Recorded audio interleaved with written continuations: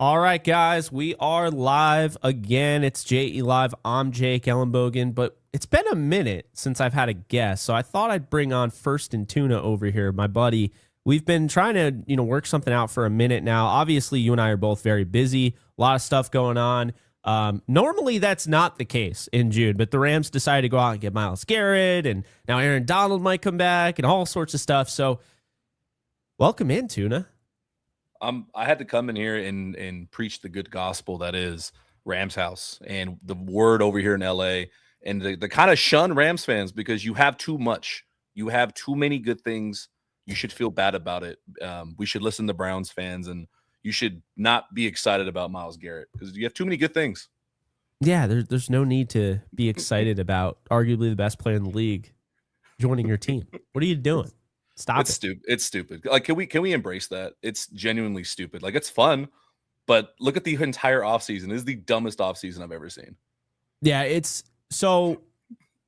I had an interesting question that was asked to me yesterday. Is like, do you think the Rams still do this if they win the Super Bowl last year? And my answer was still yes. And here's why: because every single year is different. You know what I mean? Every single year is different, and I feel like, they run back, very similar roster, but it's going to be a different team. I mean, we talk about it, Jared Verse was on the team last year. Now he's not on the team. And Jared Verse is one of the best pass rushers in the league. I'd say he's top 10, maybe close to the 10, and then he is one, but still, and you're thinking he's going to be one of those weight-bearing walls, and now all of a sudden he's out the door. You look at the cornerback room. I mean, it's been the same guys, for the better half of 4 years, right? I mean, you bring back Darius Williams, Kobe Turner, Kello Witherspoon. Like, it was, kind of all around that. Darian Kendrick returned. So now it's like them basically saying, you know what?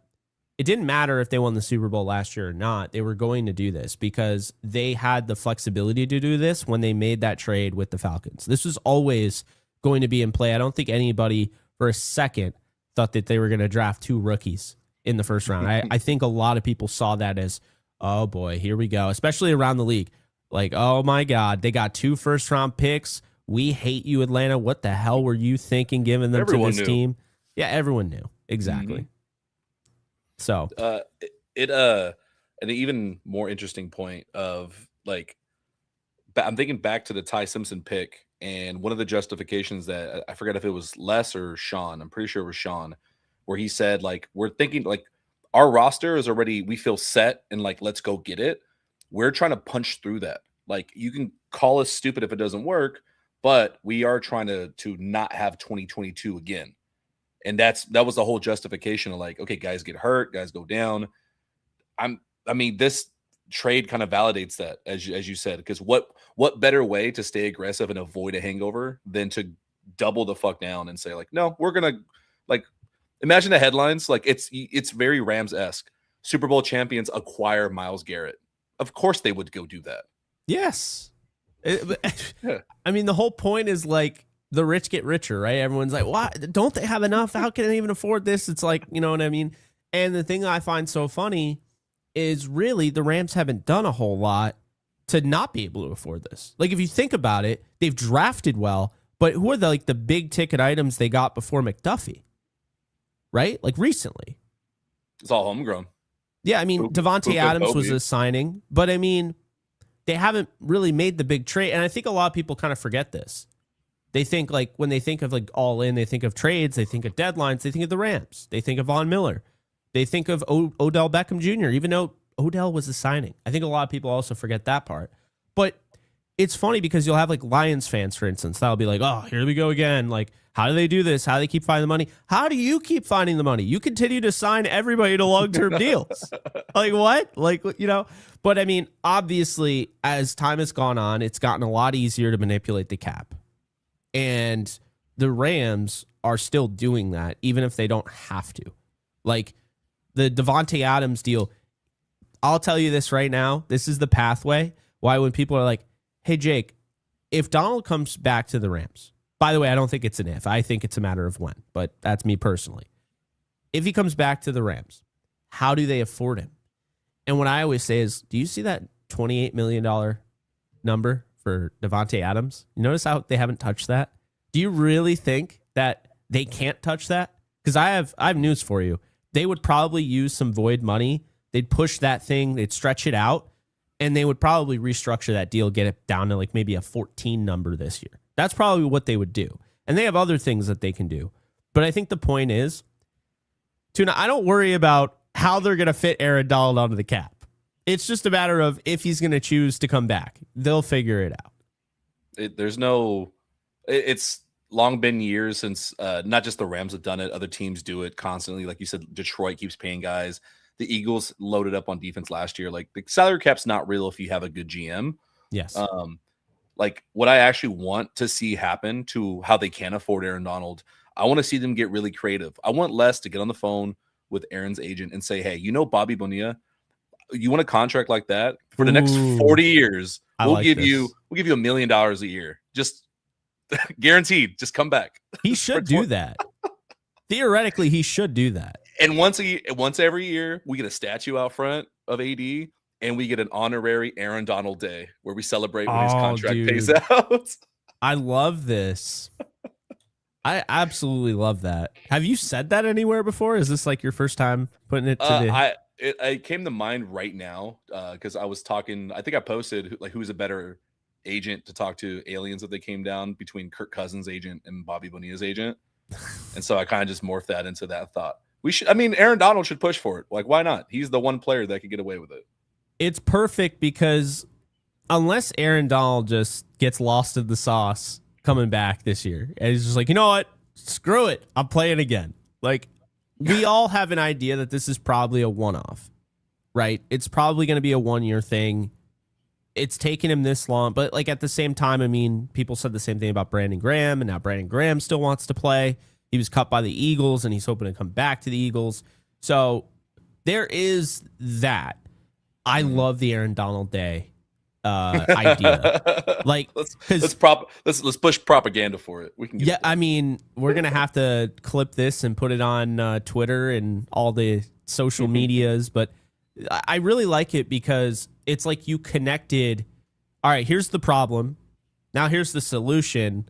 And then you connected that into, and we can celebrate it too. Like it's like that's like how Disney and Universal look at like everything, like with branding. It's like, okay, well, this solves this problem, but then we could also do this. And then like, so excellent stuff there, man. That's Nintendo-esque. How they'll be like, oh yeah, you like your Mario, Luigi, you like your Donkey Kong. Why don't we put them in like games together, right? Like have them like show, and then you just nonstop, the marketing. I love like the spider web of knowledge that you have. Like you threw that idea out there.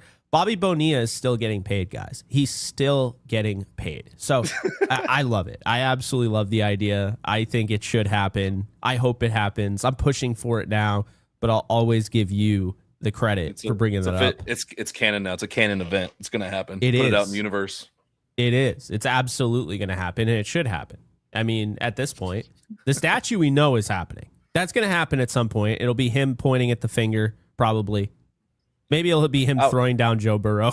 Can you imagine Joe Burrow? Like you play the Bengals, and Joe Burrow's like corpses. Like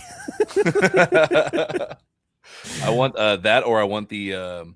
Somebody says September 9th. That's funny. I want the photo of him from behind holding the two Bengals helmets in camp next year.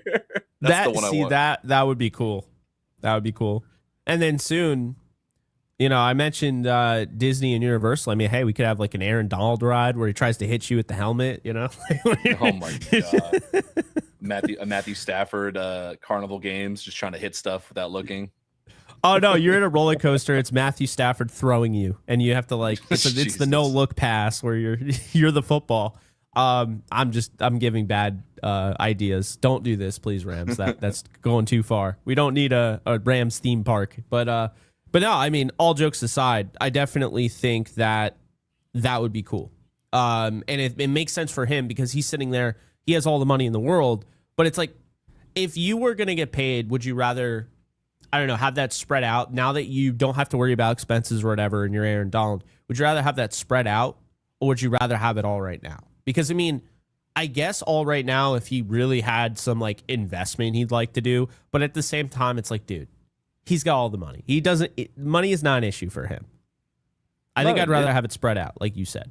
Not an issue, but I think it just depends what he's got in his personal life. I'm gonna assume that between him just having Erica in his life and what it looks like on the outside of like they seem to be stable in all their business opportunities. If there's not an immediate need to get afloat and they're doing well, maybe there is an investment that's like maybe it's just out of their reach. Like, hey, maybe we can do it in 5 to 10 years. But I don't know, if we play one more year and the Rams want to give me $3 million, we can do that next year. There could be something like that in there, but I do agree. I wish in my report I had like a timetable. I didn't have any of that. It literally just comes down to I do think that the fact it's this much of a conversation and Sean's answer of like being like, I don't know, go talk to him. Like as if like everyone asked him like, hey, did you ask her out? What'd she say? He's like, I don't want to tell you. It's like, all right, she said yes, we can tell. Like, it's okay. Yeah, no, Sean was smiling probably wider than he smiled when he won the Super Bowl. That dude's such a terrible liar. He is an awful liar. And then, by the way, PR, they know what they're doing. Hey, Les, you got to go on NFL Network. You're going to go on Colin Cowherd. You're going to do this. This isn't just Myles Garrett, man. You're not doing all that for just Myles Garrett. You're doing that for Myles Garrett and Aaron Donald. And that's what I think. Because they already know that they're going to get asked these questions. They know he's coming back or not. Like, he's coming back. He has to. There's no way there's this much smoke around there. Like, it's too hot. It feels like you can't keep up this charade for too long. Exactly. Now the question is, not to commandeer your show, but like, is it more likely he comes back now for camp, or is it like a mid-season deal? I mean, I personally, like, when I first heard about Myles Garrett before it was released to the public, I had an idea that Donald would have more interest than he's ever had, right?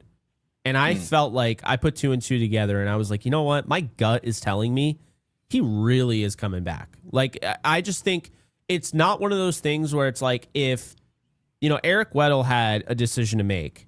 Jordan Fuller got injured. They were already injured in the back end of their secondary. I think Nick Scott was playing banged up. It's late in the season, so everybody's hurt, right?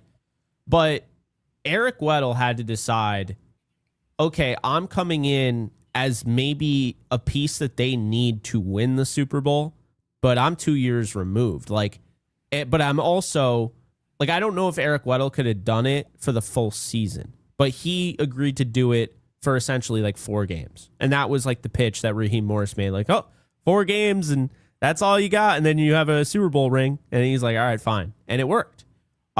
He also had a harness he was wearing in the Super Bowl to essentially keep his shoulders in place. Mm-hmm. So that's the type of injured, body that we were talking about. Aaron Donald's different, though, because he keeps himself in just incredible shape. I mean, not saying Weddle was in bad shape, but it's just Donald is in upper echelon, 99, 100 percentile shape for an athlete. And so to me, you would think it makes sense. Okay, he'll just jump on later on the year. But at the same time, I think it was Sean who said it. I think also, I think Sean said it, is I don't see if AD came back ever, I don't see him as somebody that wouldn't just want to get going at the start of training camp. And I forget where that was said, but I remember that he kind of alluded to that idea. If he came back, he wouldn't just, because he was asked about it, I think, towards the end of last year or the year before. The thing with Donald is he wouldn't come back just for a need. I think he would come back to want to, he'd help a team, but coming back and having Myles Garrett gives him an opportunity he's never had. He's never had anybody that talented next to him. You could say what you will about Von Miller. Von Miller is not Myles Garrett. He's not. Different level. So I think that's really why. It's the same thing last year, the whole Micah Parsons thing going down, and he was joking, but I don't know how much he was really joking. If they went out and got Micah Parsons, I actually think he probably would have come back. So, yeah. I also think it's the message that's sent. He liked Verse. They train together every now and then. But here's the deal. It sends a message, oh, okay, they're going after it. They're not just like, yeah, like we have pieces. No, they're going after it on a level we haven't seen. I mean, this Myles Garrett thing is kind of crazy because I'll be the first one to tell you, I still think they would have been able to win the Super Bowl last year if a few things broke their way. I'll go as far as to say if Ahkello Witherspoon doesn't get hurt week 2, they probably do win the Super Bowl. I think that really kind of took them out of the loop because what their entire ingredient was for their cornerback room is that they have 2 guys that they trust as the starters and then 2 guys who they believe can also start, but they had like a rotation. They're going to keep everybody fresh. Darius Williams, his legs were gone at the end of the year. Like they couldn't keep him fresh. He ended up playing more than they expected. Emmanuel Forbes was like showing you right off the rip, like he could play well off of Kello, but that's the problem is when Kello got hurt, then all of a sudden now it's a 3-man rotation. It dominoed. And now you're signing Darion Kendrick, you're training for Roger McCreary. It was just, I think a lot went down. I don't think the secondary was as bad as everyone says. I just think we have to look at it from a standpoint of Kobe Durant is now playing out of position. He's asked to be essentially the number 1 corner. You know, there were just a lot of different things that happened. I know that there was some issues. There was, I think it was, they wanted to bench Forbes for Darius Williams in the playoffs, and Raheem Morris didn't. Not Raheem Morris. Aubrey Pleasant did not want to bench Forbes at all. So I don't know if that led to his departure or anything, but they did not agree on that from what I heard. But yeah, that was one of those things. I think they just kind of realized we're going to just kind of rip the Band-Aid off and we're going to go after it. And they got Watson and McDuffie, and now here they are. And it's like, that's probably winning the Super Bowl. Like if you have a decent bill of health, what they did, Tuna, that's probably winning the Super Bowl. But to go out and get Myles Garrett, it's all about, to me, you have the NFL having the margins so slim as they are to win. Margin for error is so slim. Yeah. They're trying to extend that margin for error. Like an Xavier Smith muffed punt doesn't kill you if now you have Myles Garrett who's, turning over the football, and just wrecking games. I watched last night. I put a film room up on my Patreon, and I watched the game against the Ravens, week 11. Dude, they wouldn't run at him. They ran twice when they knew that, he was in like kind of a wide alignment and he was going to try run around, that arc. And so there'd be like a delayed handoff to Derrick Henry. That's the only time they would run to his side. They stayed away from his side every single time. And Myles Garrett had 4 sacks in that game. And he had 3, like within, 2 quarters in like 2 minutes. It's insane. It's so on our show, we constantly talked about after the season ended, what is like, we tried to do like a postmortem, like a obituary, like, okay, what happened? Like what retelling, what is the main problem?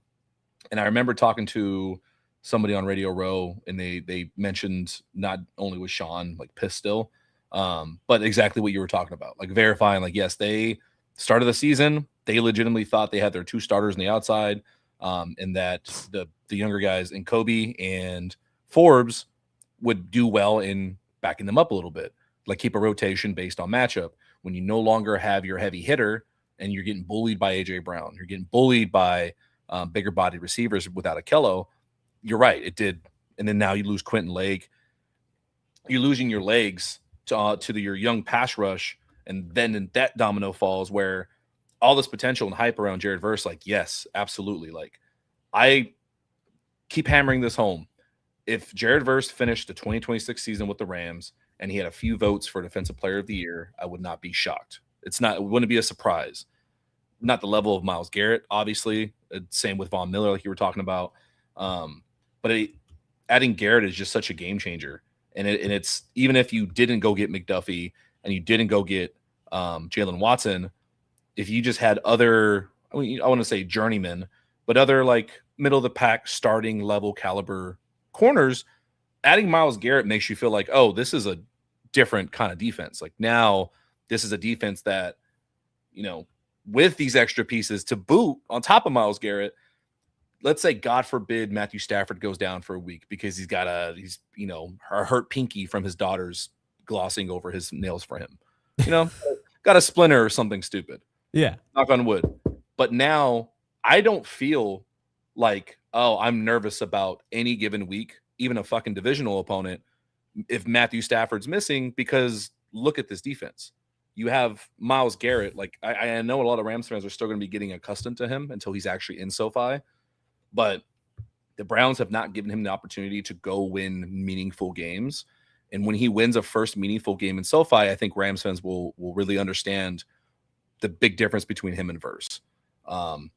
It's the same thing that you literally cherish, and why we're begging, knocking on Aaron Donald's door and bugging the fuck out of Erica to no avail for Aaron Donald to come back, because like Aaron Donald at any point will just win the game by himself. Oh yeah, that's what Myles Garrett does. So it's even apart from AD coming back, doesn't matter. You have one on the field right now. It's to your point. I go back to that Week 11 game when I just watched it like it was 3 a.m. Right? I was doing the breakdown. Goddamn. Lamar Jackson was held to 193 yards. He had 2 picks, and they win 23-16. Love that score, by the way. Rams won a Super Bowl with that score, but 23-16. Okay, this was in Cleveland. Dylan Gabriel had 68 passing yards. Shedeur Sanders had 47. The Browns, how'd they score 16 points when Shedeur Sanders had 47, Dylan Gabriel had 68? Well, I'll tell you, because guess what? The defense themselves forced a touch. They actually forced a touchdown. Devin Bush gets a pick on one of Myles Garrett's rushes, one of the pressures. So then you have Myles Garrett, who had 4 sacks in this game. And the fact that this team, to your point, I love that you brought this up. The fact that this team was even in this game, because mind you, Baltimore scores 13 in the fourth quarter. Cleveland scored 16 in the first half. They did not score a point in the second half. Here's why. Because the defense didn't score a point. Tuna, the defense didn't score a touchdown, so now it's like, oh, didn't get points. That's how bad the offense was. But again, to your point, I'm not saying that I'd feel confident with them doing this every single week. But if Stafford did have to take like a week off, right? This defense, especially Myles Garrett, kept them in this game that they had no business being in. None. At all. I'm looking at the box score right now. It's stupid. It's Gabriel atrocious. Like and 81 Sanders passing yards total between 2 quarterbacks. What are we doing? Now, to be fair to Shedeur Sanders, he was not ready. Yeah, I stand for Shedeur, but the 4 of 16 stat line is a tough look. Yeah, no, he built off that. Like, obviously, like he was a much better quarterback. I mean, 13.5 passer rating. Obviously, the bar is so low. you could just not throw a pick and only throw in completions, and I'm pretty sure you have about the same passer rating. But all jokes aside, though, this is a great example of what you're talking about, because Myles Garrett played on a really good defense last year with the Browns.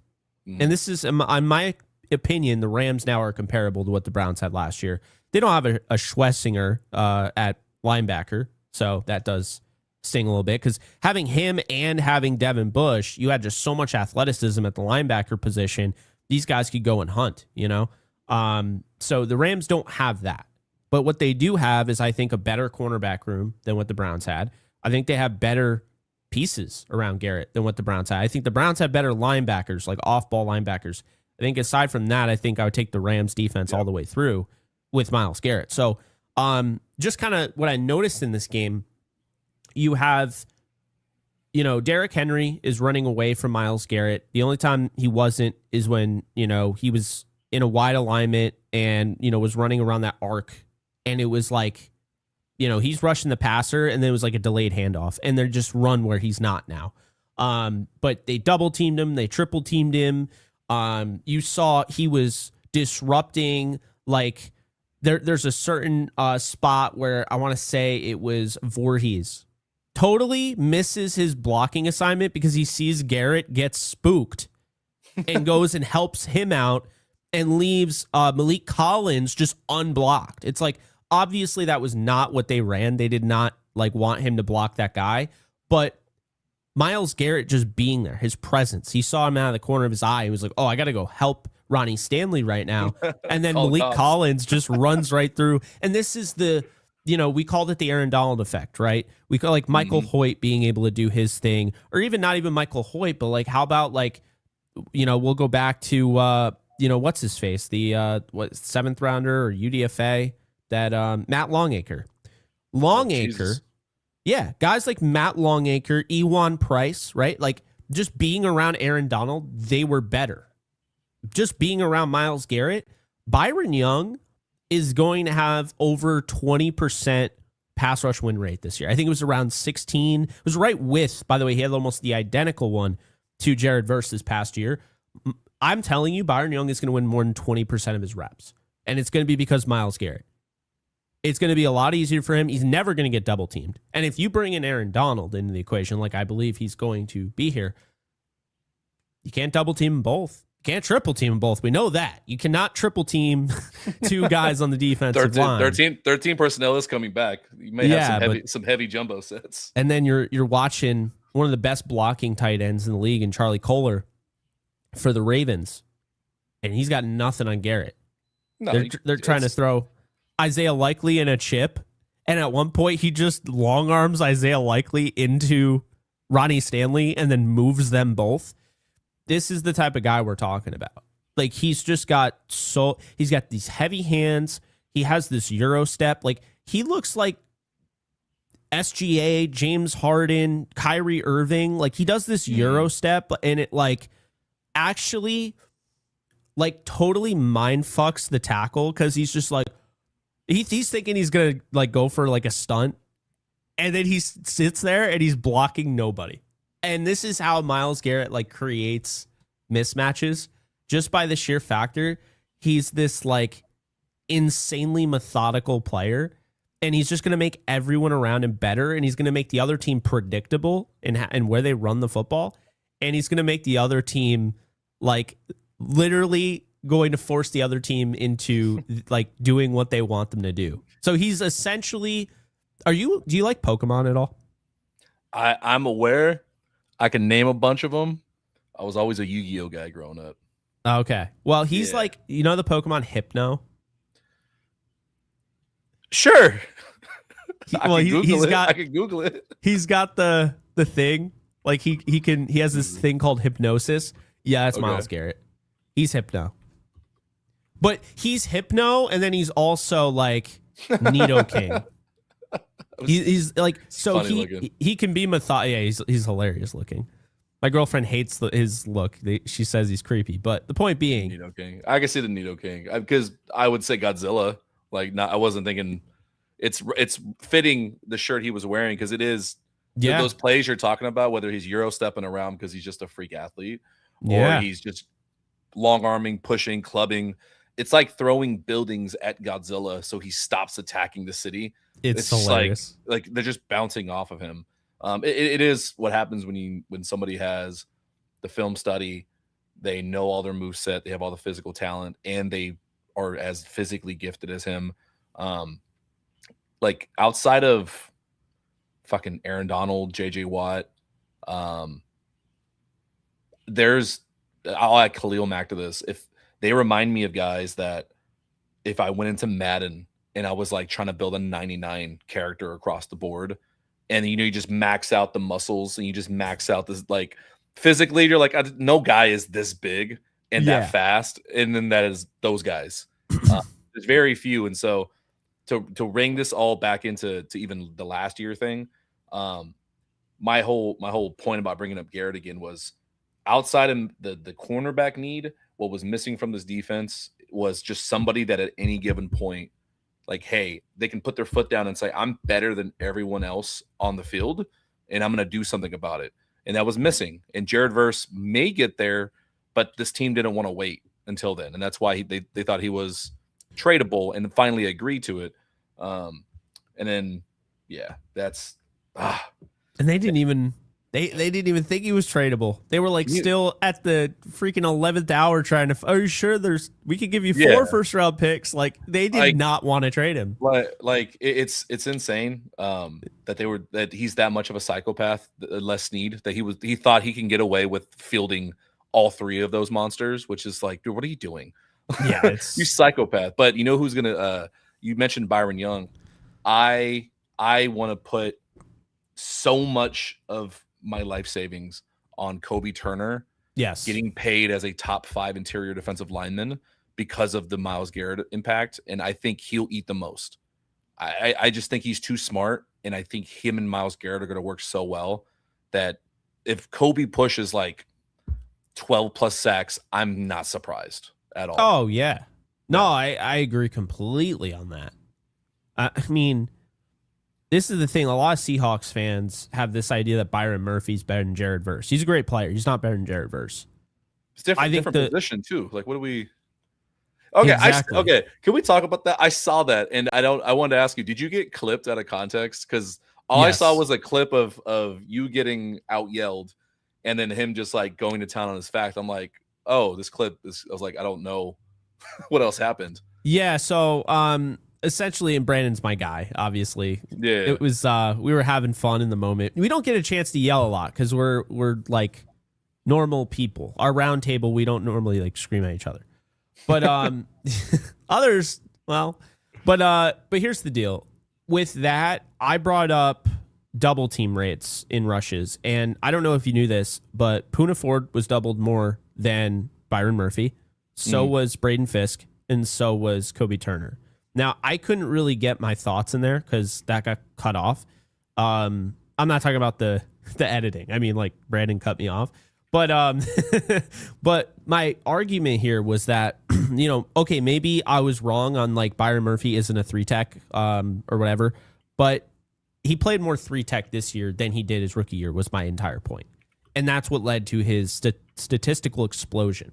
And I guess my thing is like, because he had said something along the lines of like with the 3-tech, like Braden Fisk is a 3-tech and 3-techs don't get double teamed. And I didn't really have a chance to rebuttal, but like Aaron Donald was a 3-tech. You want to tell me he was never double teamed? Like, and Braden Fisk does get double teamed. He does take on doubles. I think Fisk is kind of underrated. I don't know why, because he's got the athletic profile for a guy to get overrated, but he's underrated. People do not talk about him the way they talk about Kobe, the way they talk about Puna, the way they talk about Byron Murphy. But I think Braden is going to be excellent in this season, and I think he's already shown you some things that he could be really good at. I think the issue was the injury was a mental haul after, in the Eagles game.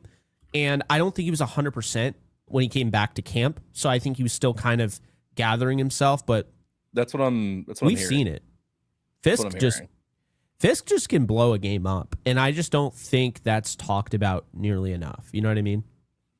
And Puna, like most of the clips that I saw from Puna was double teams, and like fans here have too, and they just don't realize that every time that there was a clip of him using his how low he is to the ground, Yeah. and then anchoring with dropping the knee, and now you see Kobe Turner doing it a bunch. When do you do that? When you're double teamed. That's why every single week I'm watching, like literally them all doing that same technique because they're all dealing with double teams. Because for last year, like for the Rams, like when their defense was getting at it at its peak, it was a 4-man rush. And depending on who was out there, like any of those 4 could win in a pass rush situation. And it was fucking teams up early and often. Yeah. But then once people realize just hold up for like 3 seconds, if you just hold up for a little bit, we're fine. Or just go to the quick pass game because the Rams will just play off the whole time. But yeah, I'm just confused. Like that's I've seen that from time to time, the Jared Verse versus Byron Murphy thing. Is it because the draft class? Is that what we're doing and we're division rivals? Because they're just different, like different position, like different needs, different defense. Like I'm confused. Yeah, I think unfortunately the Rams didn't help themselves releasing that video that they were trying to get Byron Murphy. Remember? They just always used that against him. And they wanted like 10 different players. I know. Well, that's the thing. Well, every draft. Well, now you're asking for half. I mean, there's a decent bunch of Seattle fans that are really fun to interact with, but there is a toxic bunch that you don't want to even like see. Not interact. Like, I don't want to see you. I don't want you anywhere near my feed. Like, you are ridiculous. And it's funny when you ask, like, so were you? Does that mean you were taken out of context, or were you like? I was like, did a Seattle fan post it? So yes, but no. All jokes aside, Byron Murphy, to your point, and I knew about the Byron Murphy thing. I talked about during the draft. The Rams wanted him. They wanted, but they really wanted Brock Bowers. Really wanted Brock Bowers. Like, they were pissed that they couldn't move up and get Brock Bowers. They've tried. They tried so hard, and the Falcons wouldn't trade. And then the Falcons ended up trading a few years later and giving him a 13th overall pick. But yeah, and then in that year, like when they finally did draft Terrence Ferguson, like I don't know to what the validity is. Like when they were saying, "Oh, we would have drafted Terrence Ferguson in the first." I maybe they're right. Maybe they would have. Maybe they're lying about it. I don't know. But I know like 3 other names that they wanted, that they like really wanted in that draft, like offensively. Like Terrence Ferguson wasn't like our guy, like the one we wanted. He may have been 4th or 5th on the list, but that's every year. Like you don't go in just wanting one guy, like especially when you're picking later they wanted in the round, Tataroa like McMillan. They wanted to trade the farm and get him, and that's one of them. They would not. And then they wanted Ibuka, Golden, and then I didn't hear Golden. I heard they wanted Colston Loveland. He's on the table too. There was a running back they liked. But yeah, they see what I mean? Like we're talking, they liked all these guys. Now it's like, no, they only like Terrence Ferguson at 26. Like I think it goes to show you there's probably, I mean, they have a board, right?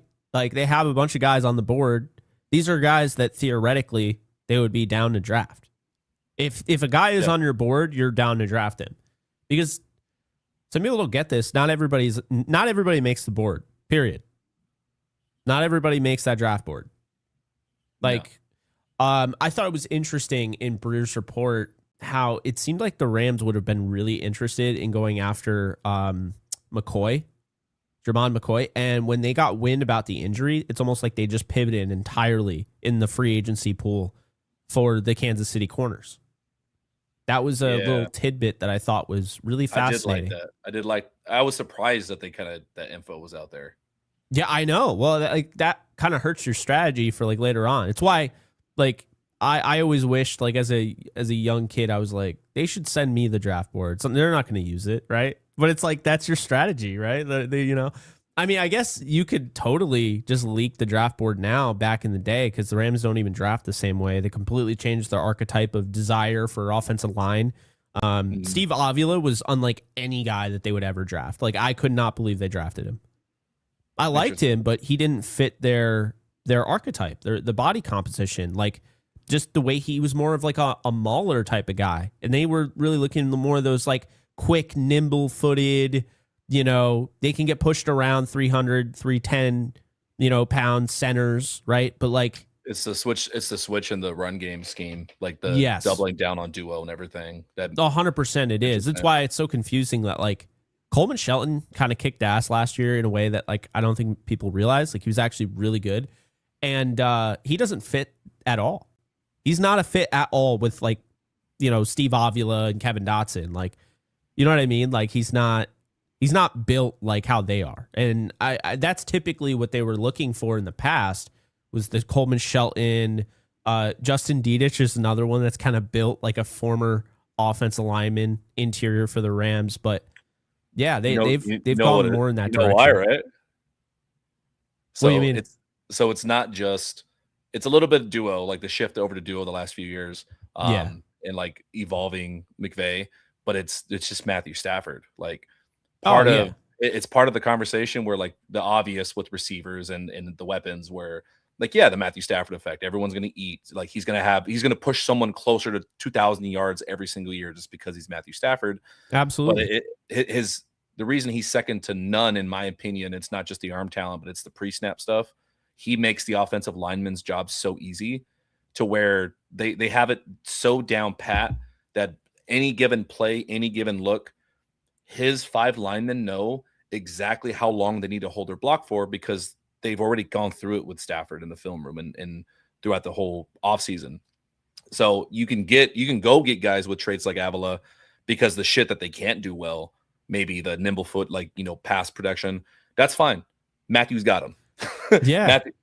Daddy's got you on the field. We're good. And I love that part of the game. I geek out over it when it comes to quarterback like intangibles with shit like that. With like, dude, you can't, as much as I love a guy like Cam Ward, and I think he's going to have such a fun career to watch, the difference in pre-snap level from a rookie second-year guy to Matthew Stafford is like, you gotta love watching the difference in that stuff. It's so fun. Oh, absolutely. It's definitely, I mean, that's really kind of what just goes to show you it's so different for Matthew Stafford. It's so different because some of these guys, they're doing everything that's being asked of them. Matthew Stafford goes above and beyond the call of duty. And that's the thing when you look at like what he does. It's why like the Ty Simpson pick at first, like I was like, I don't love this because he's got a decent arm, but it's not like a Stafford arm. So that's why I thought like if they were going to go with a quarterback in this draft, it made sense to bet on the traits and go with Aller and just have him sit. Because he's got the cannon for an arm, and I think the other stuff can be worked on with, sitting behind Stafford and with McVay. But honestly, the more time has gone by, I think I really do understand the Ty Simpson pick. I still am not going to revise my, I am not going to just be that guy that's like, oh, the Rams drafted him, so now he's the best quarterback in the draft. But I get it from the standpoint of really when I watched, I don't know if you saw the Gruden interview with him. Yeah. That right there actually completely sold me on him because all up here. I don't know. How did you feel about Jared Goff? Did you like Goff? Because I was a Wentz guy. I like Jared Goff. He's more of my style that I've always liked, like the archetype. Mm-hmm. I'm aware of where his deficiencies are in the McVay system and like why they wanted to go on. And what I just said about the pre-snap stuff and why they can go after a guy like Avila, that's part of it. Goff, I think even to this day, is just a different style of pre-snap adjuster. Mm-hmm. He's not going to be able to command it to the same degree as Stafford. In that little nuance right there, just it made the trade and everything obviously was good. But I did like Goff. It's just for what they want to do right now, I don't think Goff would have survived another year. No, I didn't hate Goff. I grew to like him with the Rams. And then I think right around 2019, 2020, I started to see the writing on the wall. I don't think he's the guy to get us to the promised land. I know people hear that and they're like, you let us do a Super Bowl. Well, that team was also pretty good around him too. But I feel like when I still root for him in Detroit, despite the last few years. So, well, I think about this. If I'm going to, on one hand, say that the Ty Simpson interview, which is basically like the Gruden quarterback, like the whiteboard and everything, if I'm going to give him credit for that, I'm also going to talk about the Jared Goff one. And that actually gave me pause. When I watched Carson Wentz, it seemed natural to him. Very, very smart, quick as a whip type of. I did not like Goff in the whiteboard part of that Gruden quarterback camp. I don't know if you remember it. I was not impressed. Much. He seemed very slow to process the things that Gruden was kind of throwing at him, or it might not have been Gruden, but the point is the quarterback camp that I watched back in the day, I'll never forget. Goff seemed really off on that one. You know who else was awful in that? Paxton Lynch. He when I saw that, I was like, okay, I don't know if he's going to work out. Yeah, no, I heard he's the nicest dude ever, but yeah, I was just confused from what I saw. I was like, we're putting up this high, like, all right, whatever. But the for the Ty thing, I think like I got a lot of respect for them willing to take that swing. My initial I was live streaming somewhere when they made the pick. I was pretty quick to I don't want to say defend why. Yeah, I guess defend why they did it. Mm-hmm. I needed a few hours. I needed some sleep to digest it, and I've been pretty okay. I see the vision. It just I'm very cautiously optimistic with it. My motto has been, it better work. You better win a ring, otherwise it's what was all this shit for? And then for Ty, I think the model of success is going to be, you better listen to everything Dave Ragone tells you, because he changed Matthew Stafford's technique over the last few years since he's been in LA. like ever so slightly. Like there's little tweaks here and there. And when you watch the camp stuff with all the 3 quarterbacks throwing, you can tell how inconsistent his technique is, even compared to Stetson Bennett. It's very like it's got a big radius per se. It's out there. Whereas everything with obviously the vets is very tight and compact. I think that's where he'll start to shine. Give him some time. Give him some technique time, and he'll be really good. Do you know that Dave Ragone played for the Rams? Why is that not ringing a bell? 2016 was all the practice squad. You fucking with me. No shit. Texans, Berlin Thunder, that the real thing here. Bengals. I always have these like notes available. Like I like fun facts that I can just throw out there. You said Dave Ragone, immediately brought my notes. Yeah, he played for the Berlin Thunder in 2005, and then 2006 he bounced around the Bengals, the Rams, and then the Panthers, and that was his career. What the fuck? Yeah, he had 135 passing yards over his 2-game career. Hey, he knows big. Quarterback. I mean, God, he's tall. Yeah, he's what, 6'4"? His playing weight was 6'4", 235. Yeah. So, yeah, I thought that was fun, but yeah, I think in conclusion, I mean, with the Ty Simpson spot here, I think the thing that probably drives me nuts, and I'm sure it drives you nuts as well, are kind of the media, the portion of media that don't watch every Rams game, and they just kind of see everything as kind of like cut and dry. Like and I know you do too. I've seen your analysis. I'm a fan of what you do, and obviously you're a friend of mine. We've talked a lot of ball. We see it like there's multiple angles to one. Like we can go live on one story because there's multiple angles to that. Like these people will just continue to repeat the same thing and then maybe just get progressively louder, and that's like the way they cover things. But for us, I think there's multiple, like the Ty Simpson pick, I actually said when they when they drafted him, it's my least favorite pick I've ever seen, but it's going to work out because I didn't just sit there and say I'm a doomer, I hate it, they ruined the draft. I said I don't like it, but it's going to work out. He's got Stafford behind him. He's got Sean McVay. He's likely going to be throwing to Puka Nacua when his time is up. It's like I felt like it was a really good situation, and he gets to be around a team that knows, like, okay, this is a Super Bowl team. They might not win the Super Bowl, but they're right now the betting odds favor to win the Super Bowl. So he's only going into the NFL knowing that.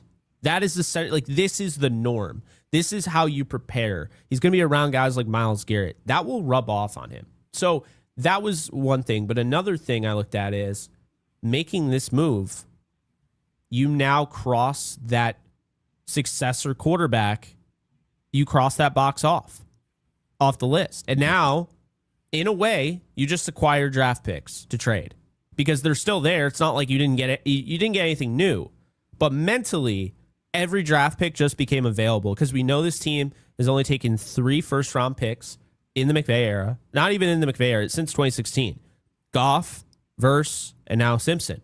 We also know that this team is only in the position they're in to get Myles Garrett because the way they drafted in 23 and 24. So fair. Because they're able to go and find a Puka Nacua in the 5th round, because they're able to go and find Kobe Turner, because they're able to go and find those type of guys, they don't need a first-round pick, and they know that. So I think they've been waiting for this time, but I think it was before they made like a big move. That's why the McDuffie move didn't include the 13th pick. Instead, it included the later on pick. I think this was kind of them, like when they took Simpson, it's like they're free now. Like, okay, well, everybody's argument, think about this. Everyone's argument in the NFC West, all the fans are like, well, enjoy Stafford because he's not going to be around much longer. It's like, man, what are they going to say when Sean McVay doesn't retire? Like we've been trying to explain to people, he's not going to. He doesn't retire, and Ty Simpson ends up being really good. What are they going to say then? What do you say now? Ty Simpson is still young, so like, what are you going to say? The one thing that anyone had holding over the Rams for the future was that once Stafford hangs it up, they're going to have to figure it out. And now they don't have to. I was going to say what they're going to say is a lot of shit in your DMs. Like I'm pretty sure it already is from opposing fans from the shit that we'll be talking. I know, but I had this point. I just lost it right now because I'm reading the chat too, and I'm seeing some of my regulars. Like I see Kamal Covey in here. I'm just waiting for him to drop something ridiculous. Yeah. He's pretty funny. But no, with Stafford and transitioning over to Ty Simpson, yeah, like what do you like the team building and watch, it'll happen this way, whether they win a ring or not. Like, especially if they do win the Super Bowl this year, the next year or 2 or 3, like they go in waves. They go do the all in, and then what do they do the following years? They like outside of injuries and let's say a collapse again, they lean heavier on the draft. And it's not just a bobbing and weaving of salary cap stuff, but it is a little bit of that. You go top heavy now. And so you go, hey, we got to shore up. Like we can't just go spend happy in free agency and trades for depth and for, the rest of the starters. Cause not every player can be a fucking all pro. Like you need some Omar Spates. You need some Josiah Stewart, some young guys to fill the ranks. They'll go heavy and they'll acquire picks and they'll go into the developmental side. Also, because we already know what happens here in LA, you're going to lose half your fucking coaching staff after this year. Yeah. Without a doubt. Yeah. You're going to lose. Who knows what, because I still don't know what the hell Kingsbury's doing. Like he's just Sean's new get back coach, I guess at this point. But Dave, I think he's the crux to hold this whole thing together with Ty Simpson, just because of the technique, like I'm talking about, like with Ty Simpson. He needs some level of consistency. You're going to lose your OC. Nate, if they have a great year and 13 personnel thrives, Nate's out. He's taking a job somewhere. Dave is like, okay, Dave wanted the OC job. Do you promote him? Do you convince him again to stay and work with Ty? So that way Stafford doesn't have to, be his babysitter. I don't know. But I will say they go in waves. Right now, let's fuck them picks. And then the next 2 or 3 years, I'm going to guess if they go how they did recently, they're going to go draft heavy again. And that's where we get excited about, like, who's the Puka this year? And then that shit really does matter because they're going to need to get playing time.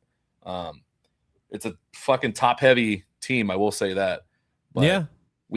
I saw another fan tweet about that. Like for the last 6 years, we've been hearing like, oh, just wait. Rams are going to collapse. Just wait. Like for the last 6 off seasons. And I'm waiting. So.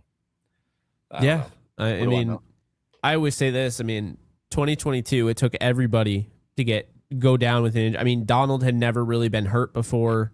Stafford went down, missed half the season. Cooper Kupp missed half the season. They had 17 different offensive line combinations, and yet, Tuna, look at how many games they were in 2022. I think a lot of people forget that. I'm not talking about how the final score ended up going down, but I'm saying they were in games going in the fourth quarter.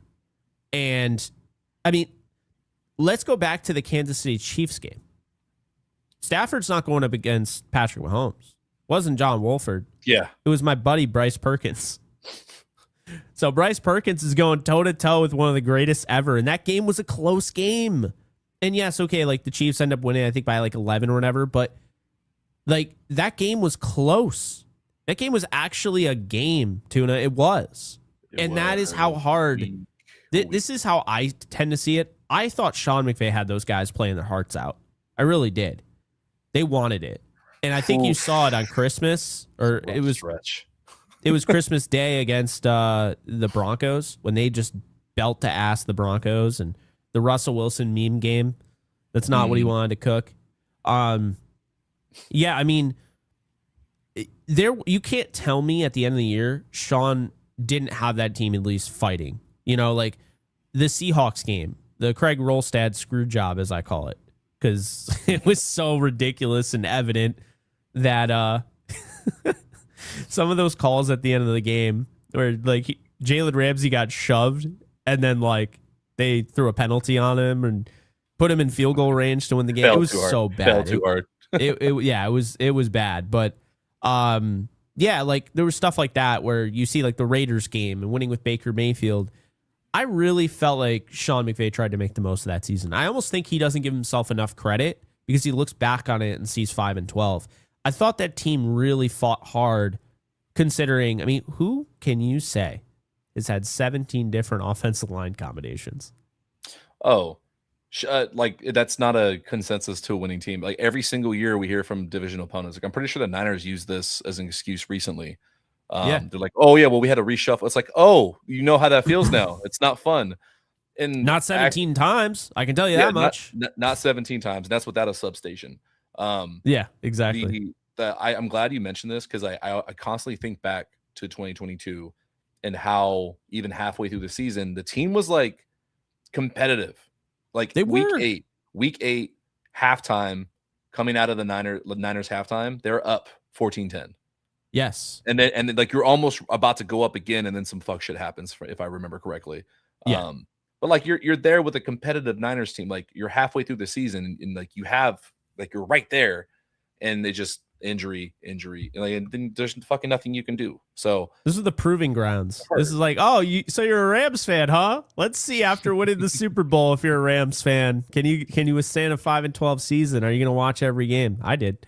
But I said you can give me 3 fucking winless seasons after a Super Bowl and just get back on track after that.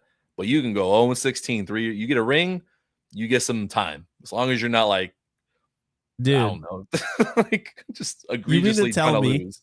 in December the Rams are going up against Seattle? They're a 3-8 football team at this point. They're going toe to toe with Seattle. They lose 27-23. I mean, this is what I'm talking about. Yeah, like with John Wolford. John Wolford had 2 interceptions, and they almost won the game. Is that how he didn't throw a touchdown? Cam Akers had 2 rushing touchdowns. They used Brandon Powell a little bit in the rushing game, right? But I mean, yeah, it's like their leading receiver was Tutu Atwell with 48 yards. Brandon Powell had 39. Van Jefferson had 39. Skoranek had 30. Austin Trammell had 8. Like, dude, this is what I'm talking about. They were dealing with, like, and they still, Bobby Wagner had 2 sacks. Michael Hoyt had 2 sacks. Another game that makes me think of testing your mettle and making you appreciative, even for like Matthew Stafford just existing, Yes. or back to like, hey, what does it mean having Myles Garrett on this team? One of my least favorite games of all time, 2023 Week 9, Brett Rippon going to Green Bay. Oh. And I just remember like just standing in stunned silence that we could barely get a snap and handoff off at the NFL level. And I'm like, at this point, like no joking, my 5'10" overweight ass as a former washed up Division II quarterback could have done a better job of at least just handing the ball off. And like, that's it. That's all you had to do. Like, just not ruin the game. That game killed me because you never know. It was 20-3. Oh, but it felt worse. The weather didn't help. But they should have won the game. So what changes is you have like I said, Stafford out. Let's say Stetson Bennett is just, God, he looks lost. Or we get a game like that. Yeah. You can still win that game because Byron Young and Myles Garrett are probably going to get a strip sack at some point. Somebody's I can't think of names. Jalen Watson is getting an interception, like a pick 6, because the ball's thrown way too early because of Myles Garrett. Like, these are the things where it's like, oh, this is almost like quarterback 2 insurance having Myles Garrett, because we don't need Stetson Bennett to be the next fucking heir apparent. We don't need Ty Simpson to be ready far beyond his years because you got Myles Garrett. Myles Garrett's your QB2. Exactly. Congratulations. No, I love that because, again, it coincides perfectly with the film room I did last night. So I was just like, I'm listening to you say that. I'm like, I just watched a game where the offense had 80 passing yards in 4 quarters, and they still should have won. Like, dude, do you know how the Browns lost that game, by the way? I don't know if I explained it. No. So they lost 23-16. Mm-hmm. It was 4th and 1. In like at the 30, Ravens are going for it. They could kick the field goal and just go up by 3. I don't know why they didn't do that. 4th and 1, they go for a tush push, right? It's a fake tush push. So I think it was, I almost said Dave Matthews. Good Lord.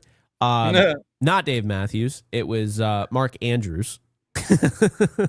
Mark Andrews sprints out to the right side, and no one's there, and he scores a touchdown That was the play. That was on the one. 4th and 1 at like their 30. Dude, this is what we're I talking see. about. I see it. This is what we're talking about. That game I have a was close friend literally who's, down to the wire. And they did. I don't know why they didn't trust their kicker or whatever, but absolute insanity. I'm watching it right now. Yeah. Wow. That's the shit you pull out though when it's a division rival and you're like, why are we in this game? Like they're having to pull out the tricks to beat a terrible Browns team. Jesus Christ, I forgot about that. I got one of my best friends is a Ravens fan, and so like I usually will get sent AFC North shit. So that's a little bit why I do pay attention to the Browns. Yeah. Just besides that, they always have one or two players that I just extremely root for. Miles is obviously one of them. Right now it's Shador. Now it's Denzel Boston. I'm going to be watching him. But like what I'll say to your audience is if you're chronically online like I am, you're going to come across Browns fans that are trying to convince you that Myles Garrett's a poor leader or this and that. Don't listen to it. Like no, it's just the tweets I'm reading come off like an upset ex that is trying to convince the friends at brunch. They're like, I'm not hurt at all. Actually, he was mean as hell. And he's going ball. Like, it's like just being mean. It's like, okay, but what did you do?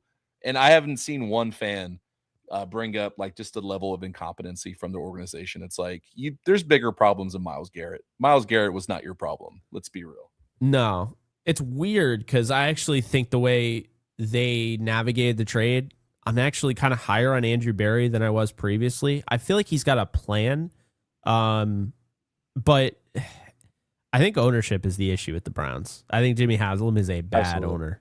And I think Barry was kind of one of those prospects coming from Philadelphia's front office. Like, this guy could be really good.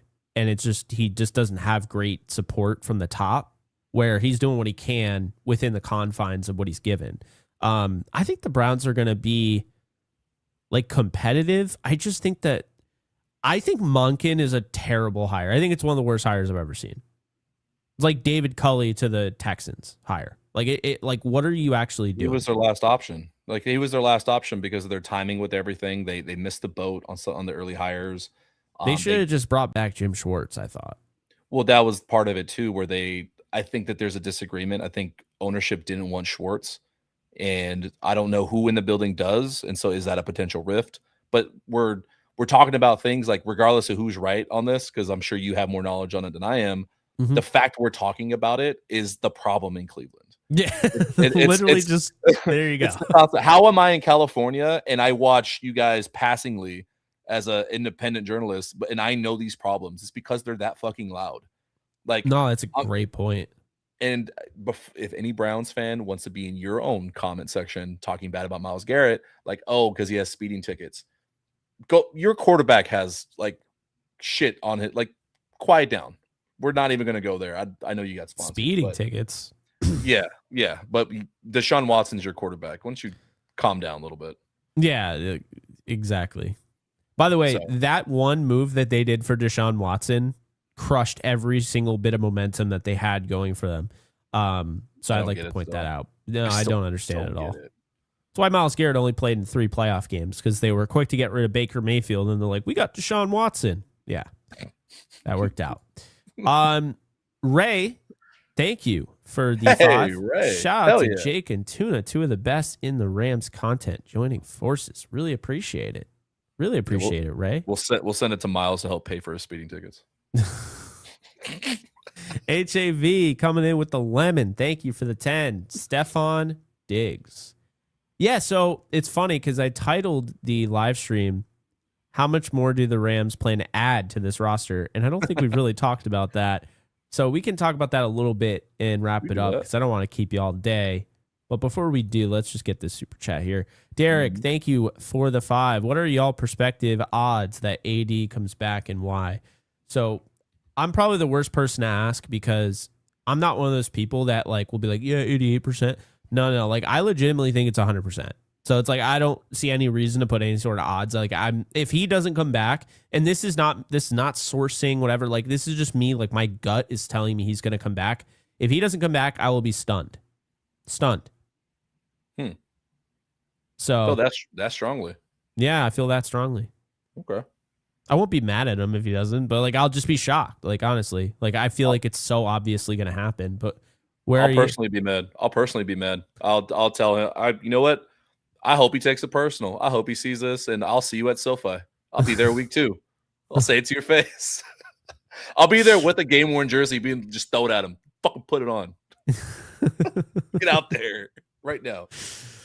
You start giving them the pads and just to work. Is this the size elbow brace that you use? I bought it anyway. It was on sale at Dick's Sporting Goods. Like yeah, a crummy.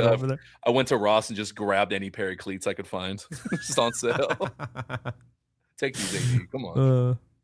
Oh man, Derek, we appreciate you. So yeah, the Stefon Diggs stuff. All right. Me personally, I think they're gonna add another vet wide receiver to the room. Now, you like the receivers more than I do. I'm personally really high on Jordan Whittington, but I kind of see the writing on the wall here. I don't think the Rams are as high on Whittington as I am. I think like he had his time in 2023. He got hurt in that Packers game, and I don't think he really got another opportunity after that, unfortunately.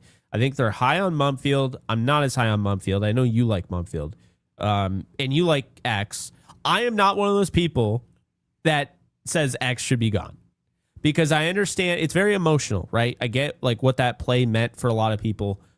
It's a bad play, but it's not like he did that the whole year, right? No. It was obviously in the moment it sucks. That's also not the main reason they lost. There were other things that happened. Yeah. I do say though, in that moment, those guys had big spots and they didn't show up. And what I mean is X had that.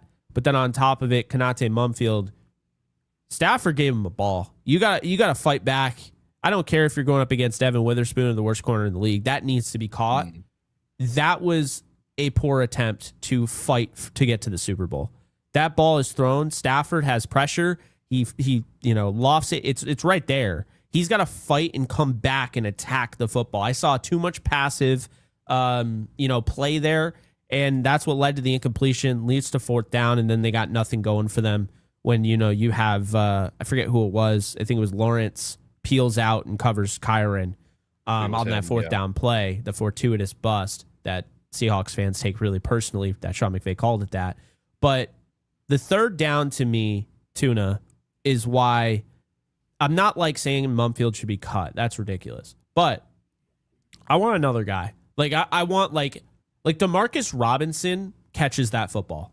I really believe if the Rams had and I'm not like a huge Demarcus Robinson fan. Let's not get that crazy. But Demarcus Robinson, Josh Reynolds back in 2018, these are guys that would have caught that football and sent the Rams to the Super Bowl. That's what I personally believe. So I think if we're trying to limit, or we're trying to extend the margin for error and going out and getting Myles Garrett, you already have kind of that mindset.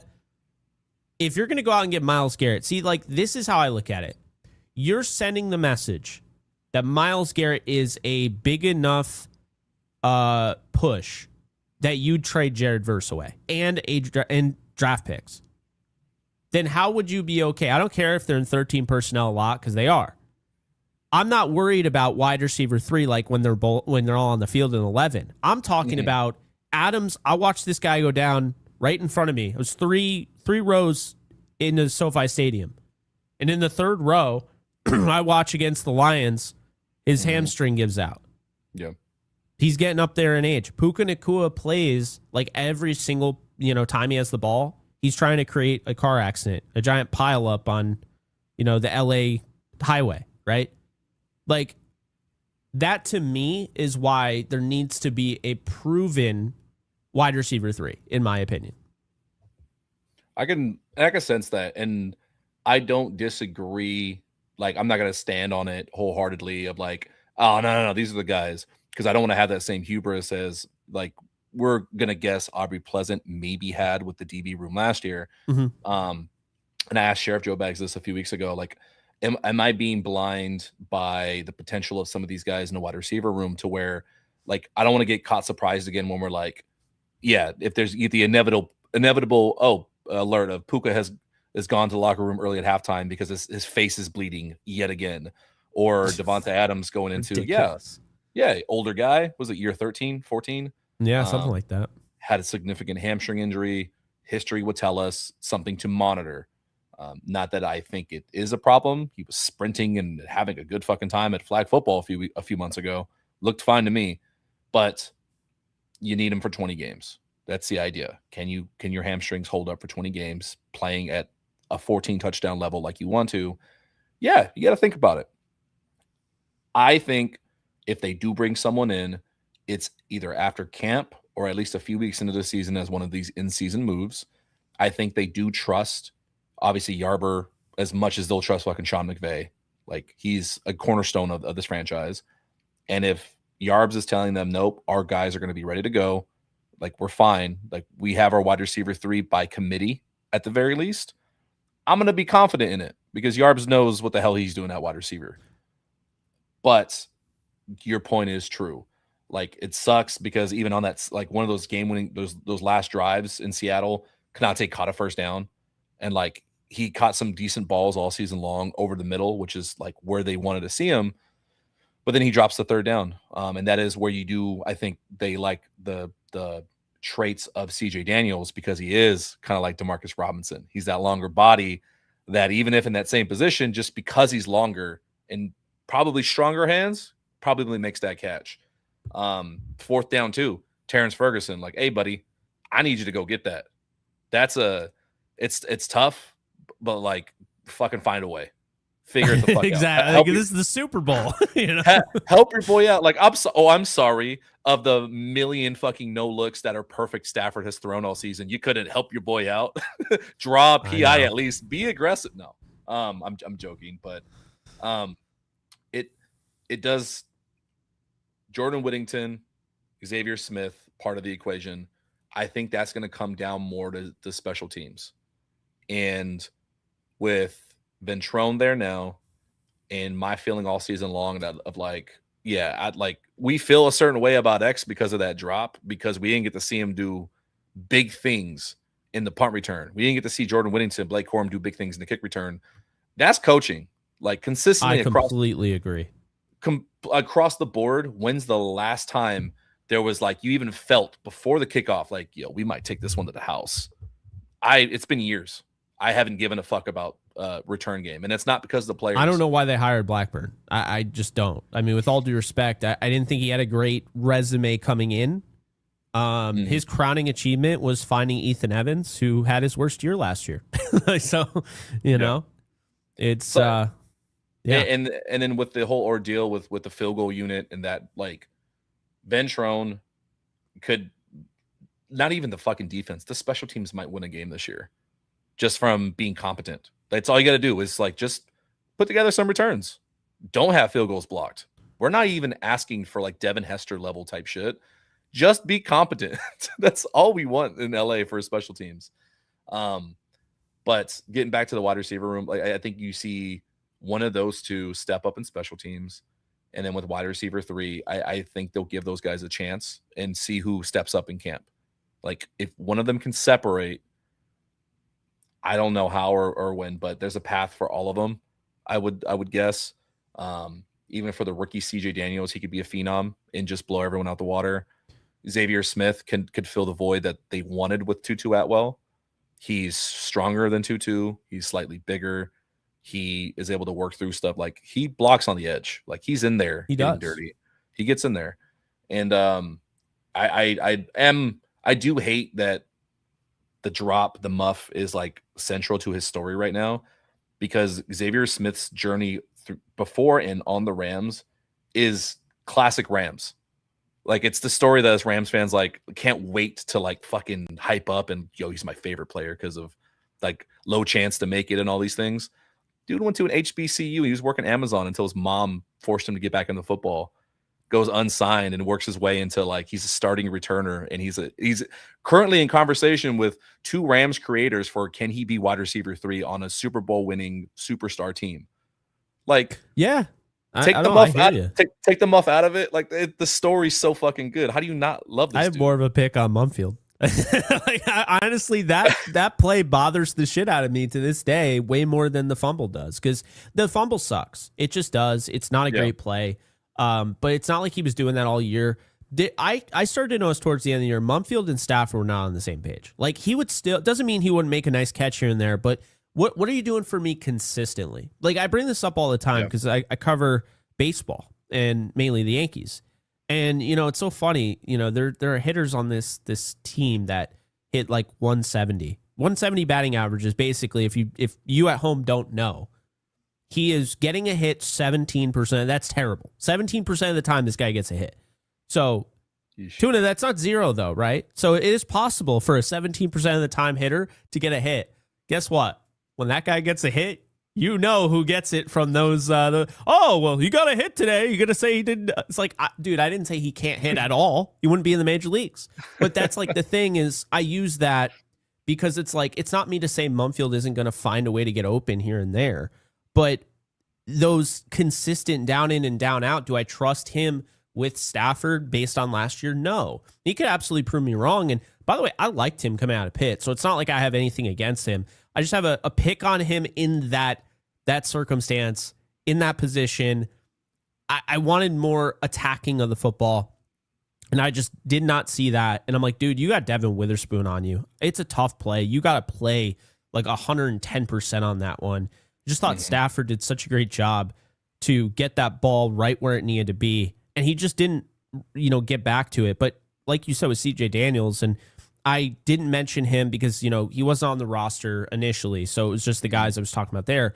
I really like CJ Daniels. I think Whittington has the ability to be wide receiver 3. Really good blocker, really good after the catch, kind of built like a running back, if you will, and then also return ability. And to your point, I just thought Blackburn was the issue with the special teams and had been for a while. I just think last year it reared its ugly head. I don't think it's crazy. As soon as Kotwicka takes over, they block a kick, right? I don't even think they should have fired Kotwicka personally, but either way, they did. So I think there's a lot of different boxes that Whittington can check. He's just got to stay healthy. He's got a lot of the soft tissue stuff, and you want to be on the good graces of Sean McVay. Don't have soft tissue injuries. Those are the guys he's just like, no, they get cut. If you look throughout history, those are the guys that they let go because they're just like, you're not going to be on the field. We need to make sure that you can stay on the field. And that to me is the biggest thing with Whittington. Can he stay healthy? I think he's a really good player. I think X can still be your punt returner. I still think he is, he's talented. He's explosive. I think he's got great vision. I also think because you draw up punt return plays. Like we remember the Stedman Bailey and Tavon Austin, how they like fake punted it. Like it's like fake punt return. Like Tavon was like, oh, and then he fell to the ground and Fisher's like, yeah, I don't know why he did that. That was embellishing. But he fell to the ground, made a look, and then, Stedman's on the other side. Like that's drawing up a play. That's the excellency of Coach Bones. But I'm not asking him to do anything like that. But I didn't feel like there was anything creative last year where Xavier Smith could do anything with the football. I thought the blocking, the scheme, whatever. I'm not a special teams coach. I don't really know too much about it, but I just didn't feel like there was a lot of opportunities for Xavier Smith that he has had in the past. Oh, no. So I still think he provides something. I think Mumfield provides something because he's a good blocker. He's a good route runner, right? He's got good speed. hands. It's just speed for him. Yeah, speed. And I also think just he's not. Like Puka Nacua knows he's going to turn around, the ball's going to hit his hands. Like Stafford throws with anticipation. Yep. I don't think Mumfield knows that yet. Or he knows it, but he doesn't feel it. Like you can see he lacks the feel for what a receiver needs, regardless if you're young or old, when Stafford is slinging the rock. And so I look at CJ Daniels, and I'm not not going to sit here and tell you that Carson Beck is the best thing ever, because he's not. But CJ Daniels played with Carson Beck, and he played with Cam Ward. And Carson Beck throws with some anticipation here and there. Cam Ward throws with anticipation. Cam Ward is awesome. I love watching Cam Ward play. And CJ Daniels, you watch, it's not the tape this past year, it's when he plays with Cam Ward. Like you watch the different things that he can do. He always finds a soft spot in the zone. He's always aware, okay, this ball is going to hit my hands. Like I'm ready. Like he's within rhythm of the quarterback. Doesn't look like he's like guessing. His hand placement's great. He's just a natural receiver. If he ends up being like one of these late round, I mean, I kind of see him similar to like a Victor Cruz with like a more of a wide catch radius. That's kind of like what I see him as. Good pull, Victor Cruz. Good pull. Yeah. Because, I mean, out of UMass, people were not talking about him. And then Giants signed him. No one was talking about him. People were talking about him at my school because it's like they went to training camp. They're like, oh, he's awesome. Victor Cruz is so cool.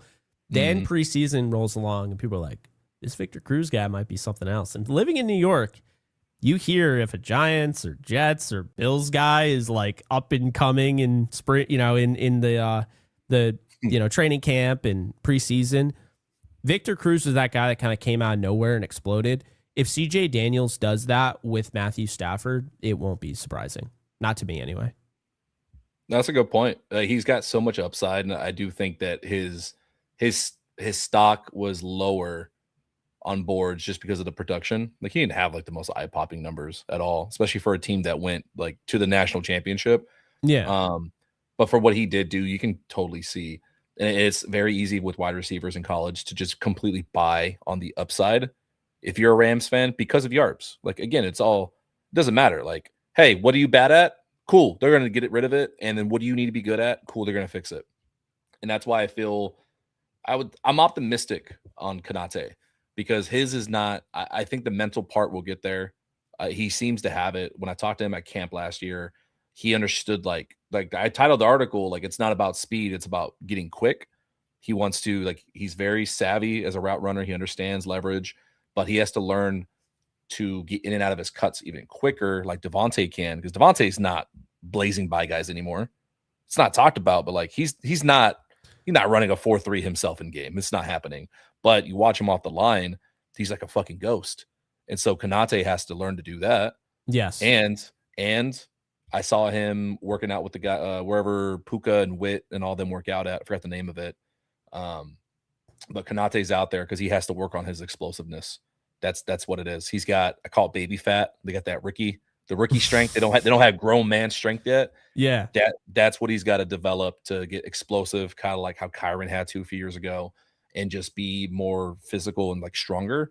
And that is why I think he struggled with that third down. It's just I don't think it's a not 1-2. Like I don't think the moment escaped him. I just think he got manned up. He got sunned a little bit. And I think if he's the real deal and he wants to be wide receiver 3, like I know Yarbs loves that guy. He says he works as hard as any of the vets when I talk to him. If he's about it and he's really a Ram, I think he has a chance to surprise people, and it'll come down to camp. Like I'm juiced because that's a competition. Like that's why as fans you want to go to training camp. And if you're thinking about it, go. It's fun as hell. It's loud. It's a little hot, but any fans in the area, whenever they fucking announce it, they haven't even announced it yet. Kind of getting annoyed.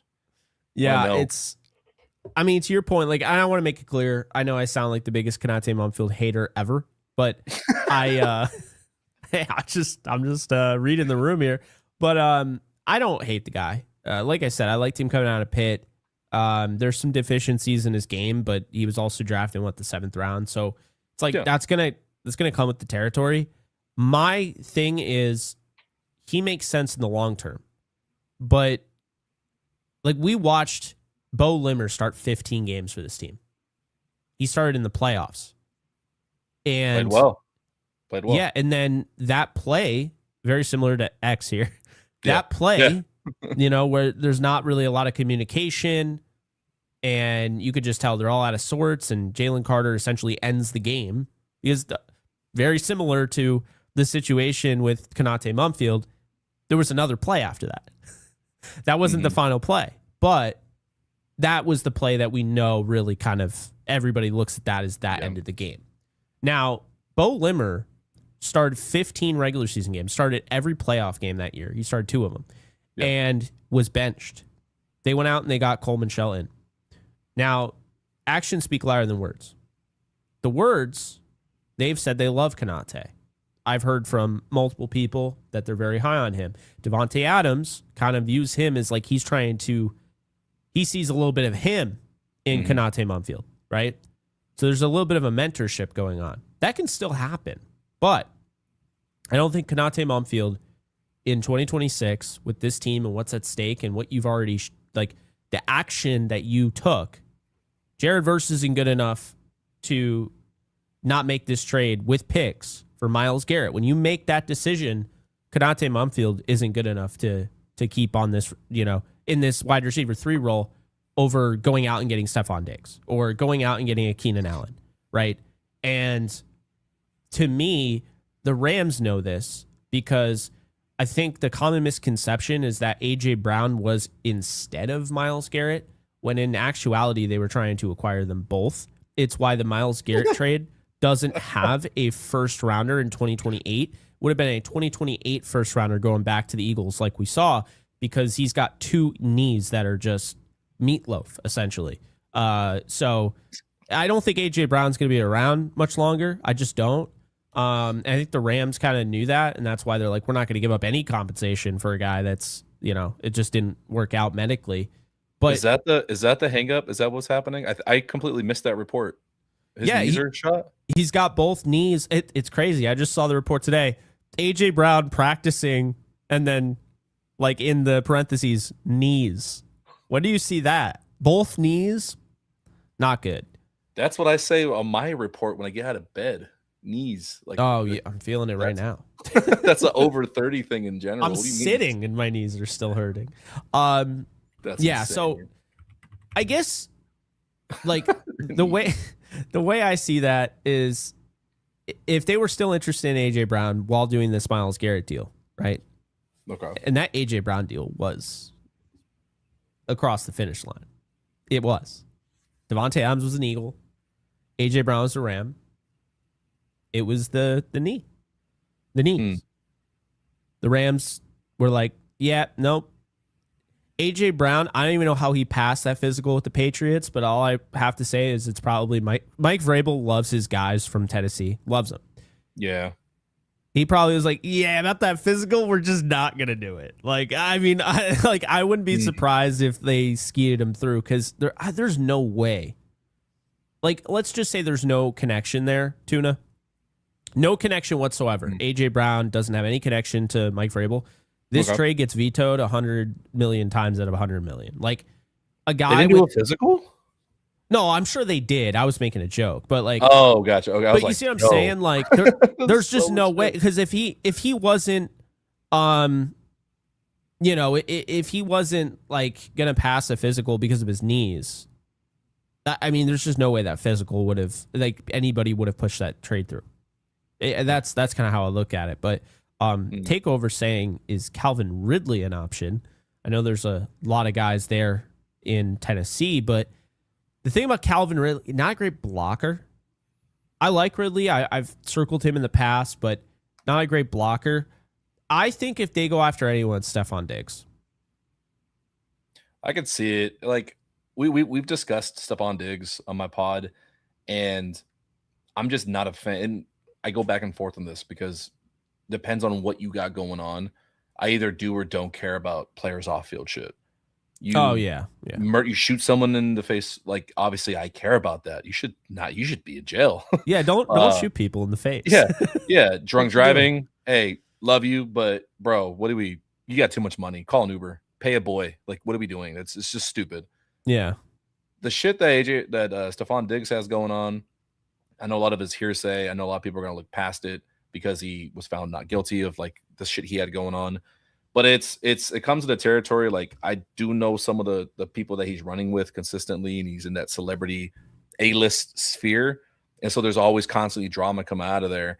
And I don't think he's a dumb person that's going to bring it into Rams world. But it's just like, okay, it is something to be mindful of, and something that you do have to at least consider when you do onboard Stephon Diggs. And that gives me a little bit of pause, because if you don't need to and you're just being greedy, if you're Sean and Les, you just be like, fuck it, we'll sign everybody. I I'm more willing for you to just give up another first or second and go get somebody else a little bit harder to obtain, and just to not deal with that. I think that's a good look. I think that's a good currency to pay for just not thinking about those things. But I don't hate it. I've long been a Diggs fan since he came out of Maryland. I was like loud before I had a fucking podcast or anything. Like I just loved his game, like so undervalued, especially in the return game. And so when they had the Minneapolis Miracle, I was like so happy for as a non-Vikings fan. I was so juiced for Stephon Diggs at that point. But yeah, it's again, they really just going to come down to with the wide receivers, like which one of these guys takes the leap. And so for you, are you saying that you giving, like, out of the guys that are in there right now, who are you giving the most credence? Like, you can throw True Edwards in there if you want to. Who do you think takes that leap, like really makes noise for wide receiver 3? So I'm going to answer this in the only way Jake Ellenbogen would ever answer this question. I think Jordan Whittington is capable of doing the most. I don't think he's going to be given the opportunity. I think Mumfield will probably be the guy, but I think CJ Daniels, Mumfield will get the job. I think CJ Daniels is the guy to look out for because he's actually going to get the opportunity. I just have a feeling they pigeonholed Whittington. This is somebody that every time he's out there, it feels like he's making plays, and they don't throw to him. They don't put him out there, or they put him out there to block or whatever. It's just, I don't know. I think Whittington should play a lot more. I think they have something in him. I don't know what the holdup is. Like, yeah, okay, like the injuries are a thing, no doubt about it. But when he's not injured, why is he not playing? You know what I'm saying? Like, that's what I don't get. But I this roster's not done. It's just not. I'm telling you, they can already win the Super Bowl. It's not enough for you? It probably is. It probably is. But like, don't be surprised if they get Stephon Diggs and Aaron Donald is like. I still think Aaron Donald's coming out of retirement. They get Stephon Diggs, and they even are like, "Hey, L'Jarius Sneed, why don't you come on over and give us some depth?" In the because no one talks about that. The cornerback room. Where's the depth there? Oh yeah, dude. Unless they were really high on Cameron Lampkin, they like him. Alzillian Hamilton as one of the best names I've ever heard. He is on my list to interview at camp this year because I like him. The Fresno thing. I want to see more of it. I want to see more Fresno Bulldogs. I want to see more USC Trojans, UCLA Bruins on this team. So I'm excited. And yeah, that's an all-time name. Alzillian Hamilton. Dog. Zillion. That's so good. Making $1 zillion over there. Yeah, I wonder. I don't know, man. I wish I knew why they make the decisions that they do constantly. I kind of was saying this last year with the whole Tutu Atwell thing. Like, hey, clearly there's something you're not liking with Tutu. Well, I don't know if it's the blocking. I don't know if it's the size at the point of his breaks. If he's just taking on too much contact and you're not liking the rerouting. Okay, you want to run these things. Like, how come X isn't getting some spin? And like for your audience that like doesn't know why I am a little bit biased towards Xavier. He was the very first player that came onto my podcast when I had like 12 subscribers. Connected with him during his rookie camp and saw like I followed his story very closely, but try to keep it real. The special teams play hurt, and I've seen some people in the chat talking about how special teams ruined it. Okay, like, dog, if Matthew Stafford threw 3 picks in an NFC Championship game, you're not sitting here saying we got to trade Stafford. Or if you are, probably we should take a step back and probably reevaluate how you view football. But Xavier has done more positive for this team that is netted in wins over his time here in LA than just that one play, unfortunately. And I do think you see something out of him this year that like makes you forget about that. I see him making some plays. But like, yeah, I mean, he showed a little bit in Atlanta. It's like, yo, you can do this shit with him. Like, he can run the deep options and play action. But same thing with Whittington. It's like, how do they decide, I guess, the politics of it, of cutting up like who gets what snaps and what looks? I don't know. I don't understand it. That's maybe you got to do some digging. Use your sources. Get in there. I'll try. I'll try and find out what's going on. I mean, I think that they're going to add another guy. I really like the idea of them going out and trading for what's his name, Dontavion Wicks, and the Eagles ended up getting him, and I was so pissed. That would have been such a good fit, dude. Let's see who else is on the trade block right now. I don't know if they would do it, but Pat Bryant would be such a good pickup. I know some people keep thinking about Brian Thomas Jr. I see that name thrown around a bunch. Brian Thomas Jr. Oh, I'm sorry, not Pat Bryant. The other guy, Franklin. Oh, Troy Franklin? Yeah. Big dude. What about Keon Coleman? I'd be all for Keon Coleman. I don't think the Bills. I'll tell you this. When Robert Woods showed up at this business expo that I was invited to, he was talking about his time with the Bills versus the Rams. And he was talking about how like the Rams had like at the time they had like tablets and the Bills just like they didn't. Like it was like stuff like that where it was just like they were behind the times and the Rams were ahead of the times. And this was probably, I want to say it was 2018. So like it's just kind of funny because I understand it's 2026 and they probably have tablets. That's not the point of me bringing this up. The Rams are ahead of the curve. They just are. And so I think if Coleman is going to find success, it's going to probably be with a team like the Rams. Let's be honest here. Brandon Beane is horrible at his job. Absolutely horrendous. So the fact that like the dude got promoted, like that's what you're working with over there in Buffalo. You know? Hey, he avoided a Rams-like collapse, man. Oh my God. I love that you said that. But yeah, I think Keon Coleman would be cool. I don't know if they'll do it. And to be fair, if they did that, am I being a hypocrite saying, oh yeah, this is good. This is the third receiver we need when he's been as productive as Konate Mumfield? I mean, you know what I'm saying? Like so I don't want to come off like that, but I think Troy Franklin with the Broncos, if they were to make a sneaky trade, Troy Franklin would be an absolute gem.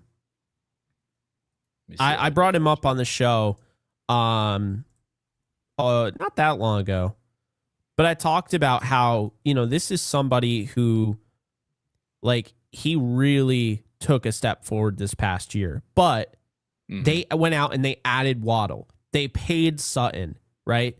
They have Pat Bryant. Like Marvin Mims. Yeah. I mean, I would take Marvin Mims too, but oh my God, he's so good. Sorry to X. He would not make the roster if they got Mims at that point. Different. Yeah, he's ahead of him in that field. Yeah. So I've been looking at the Broncos as an interesting little trade partner here. Franklin 6'3", $180. He's got really good release off the line of scrimmage. Would be, I think, a developmental X guy, a former 4th-round pick. So, it's not like he's had everything given to him, and he's also not too high of a pick where like the Broncos wouldn't consider trading him. My only thing is his time with Bo Nix though too. Yeah, think about that, the Oregon thing. Oh yeah, aren't they? Is it somebody else or are they like stepbrothers? There's like Let me see. Who's Bo Nix's stepbrother? Well, teammates during college. Boom. Yeah, college connection. I mean, it just talks about the college connection. Offhand, I don't remember. I do know what you're talking about though. Like, there's somebody. It's Tez Johnson. Okay. I remembered that. I don't know how I remembered that, but yeah, Tez Johnson. You lived with him or something? He became a part of Bo Nix's family when Bo's father took him in during high school. Oh, gotcha. That's crazy. There's stories like that. One of my closest friends, shout out to my brother Mike out there in Kansas. Same thing, man. Like, didn't know him. We were teammates in high school. Their family house burned down, and he was going to have to like move schools. And so we just thought it'd be like, hey, for a few weeks, why don't you come crash at our house so that way you can still stay here and go to football practice. 3 years later, he was still at my house, and now like a decade and a half later, we're family. That's like awesome.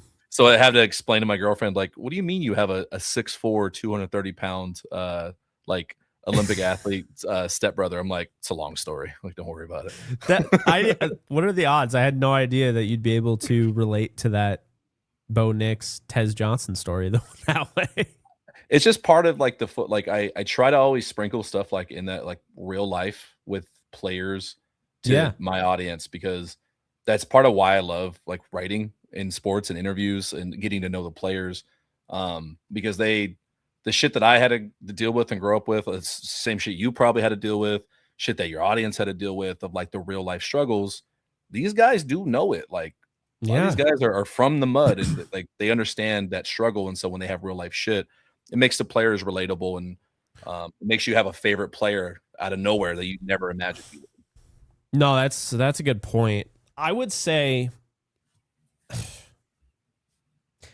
I would still sign Diggs, but Troy Franklin, I think, has taken enough of a step forward that I wouldn't feel like a hypocrite saying Troy.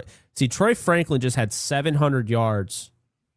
He had 104 targets last year. That's the only thing. Like they used him, but you With can't pay everybody. And the question is, you know, would you, if you're the Broncos, would you trade him a year early instead of a year too late?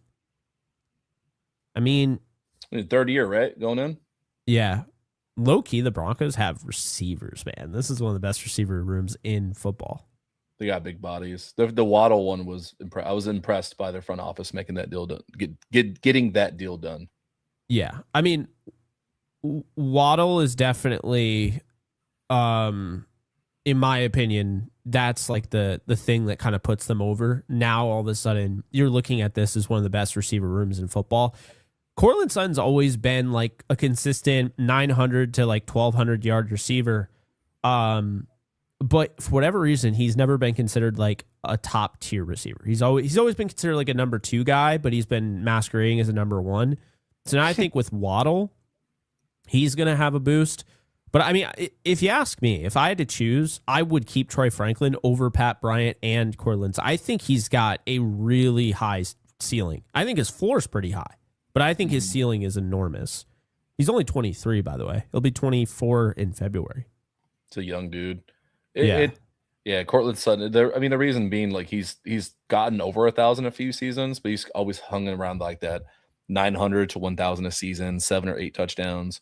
And that's what happens when you don't have an established quarterback or I think an established identity on offense. I'm torn on Sean Payton, man. Like I don't like him.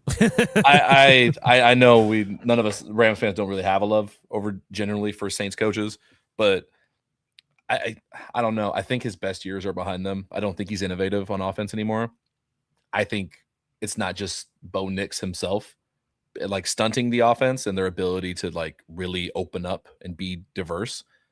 I think it's a little bit of Sean Payton's ego. A little yes. Oh, absolutely. By the way, the reason why I brought up Troy Franklin, like even before like this show, was I noticed in the playoffs, and playoffs can be telling about a direction of where a team might go after the season.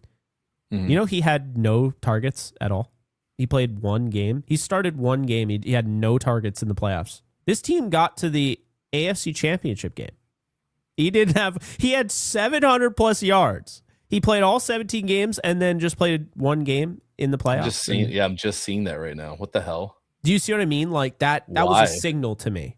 That was a signal to me. Like, okay, well, and I mean, understandably, like that game against the Patriots, I don't know who caught footballs in that one, but oh yeah. But who was the quarterback? It wasn't Zappy. No, it was is it Stidham? Yeah, Stidham. Yep. Yeah, dude. To your point with the ego, Lil Jordan Humphrey. Remember when he was with the Saints and Sean Payton? Oh God. He caught a touchdown. He played more than I mean, like he didn't even start against the Bills. And then the game against the Patriots, I think he played. Yeah, just wild, man. The reason I say that is not just out of personal gripe with him. I have no personal gripe with Sean Payton. It's just he's still hanging on to that old school, and that's an example in itself. That old school, like, we're gonna win my way. I'm not like really willing to sacrifice either like my personal politics Or That exactly, is, yeah, I'm going to play this guy over you because that's my guy and I want to win this way. that's Um, Peyton.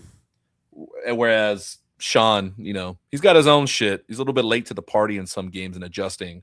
Every coach has an ego, but at least he's willing to like expand and try different things and constantly evolve.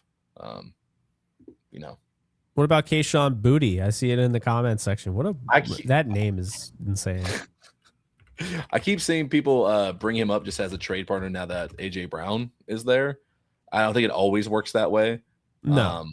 But I mean, he did some really good things with Drake May.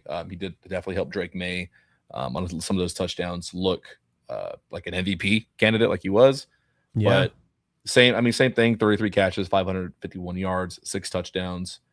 It's weird because they used him as a deep threat, and his biggest issue was he didn't have like tons of top speed, like straight line speed anyway, coming out of college. Stats, but I mean, the Rams currently field a bunch of receivers with that same problem, yet they find a way to get open.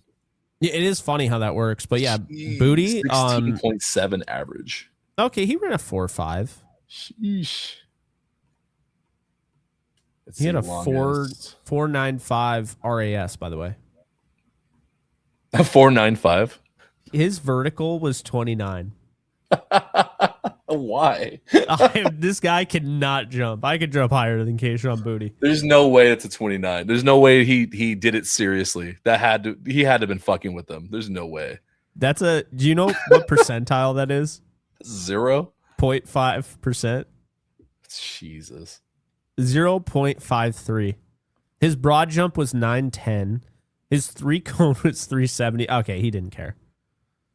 I think some of these guys just send it in. Like it's underwear Olympics. It's like why should I care? Yeah, it's a little. I think Booty's okay. I don't think he's anything special. What I think I like about him is he has natural separation skills.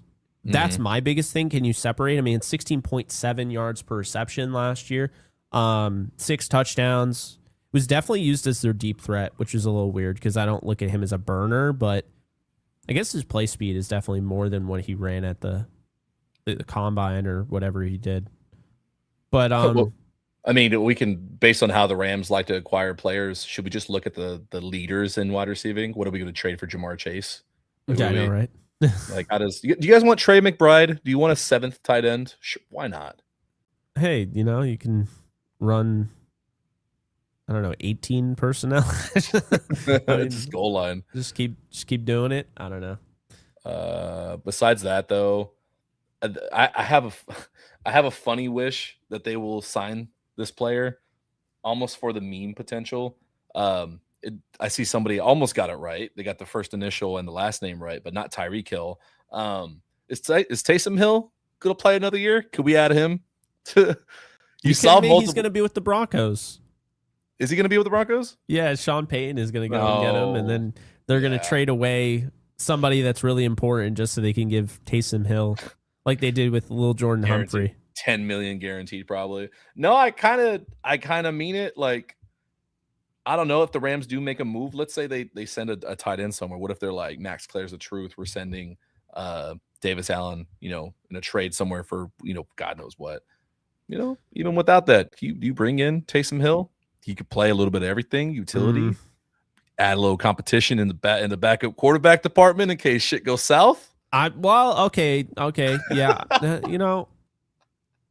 He's one of those players, and it's funny. Currently, the Yankees have one of these players. You hate him if he's not on your team. You love him if he is. I've hated Taysom Hill since he entered the league. I cannot stand that guy. But from a football perspective, obviously, I hope he's great, with his personal life and everything. When you put on the pads, I hate you. But if Taysom Hill was a Ram, I think we would all like Taysom Hill. Oh yeah. Dude, how do you not? That's just a big white guy that just, hey, I'll just play football. Oh, and I'll play he's guard. got a lot of respect in the league. So my buddy Cameron Lynch, we do the Off the Edge show together, our NFL show. And we used to do Believe in Rams. And Cam has always showed affirmation for Taysom Hill. Like, he played on special teams, as he always told me. Special teams is like a car accident.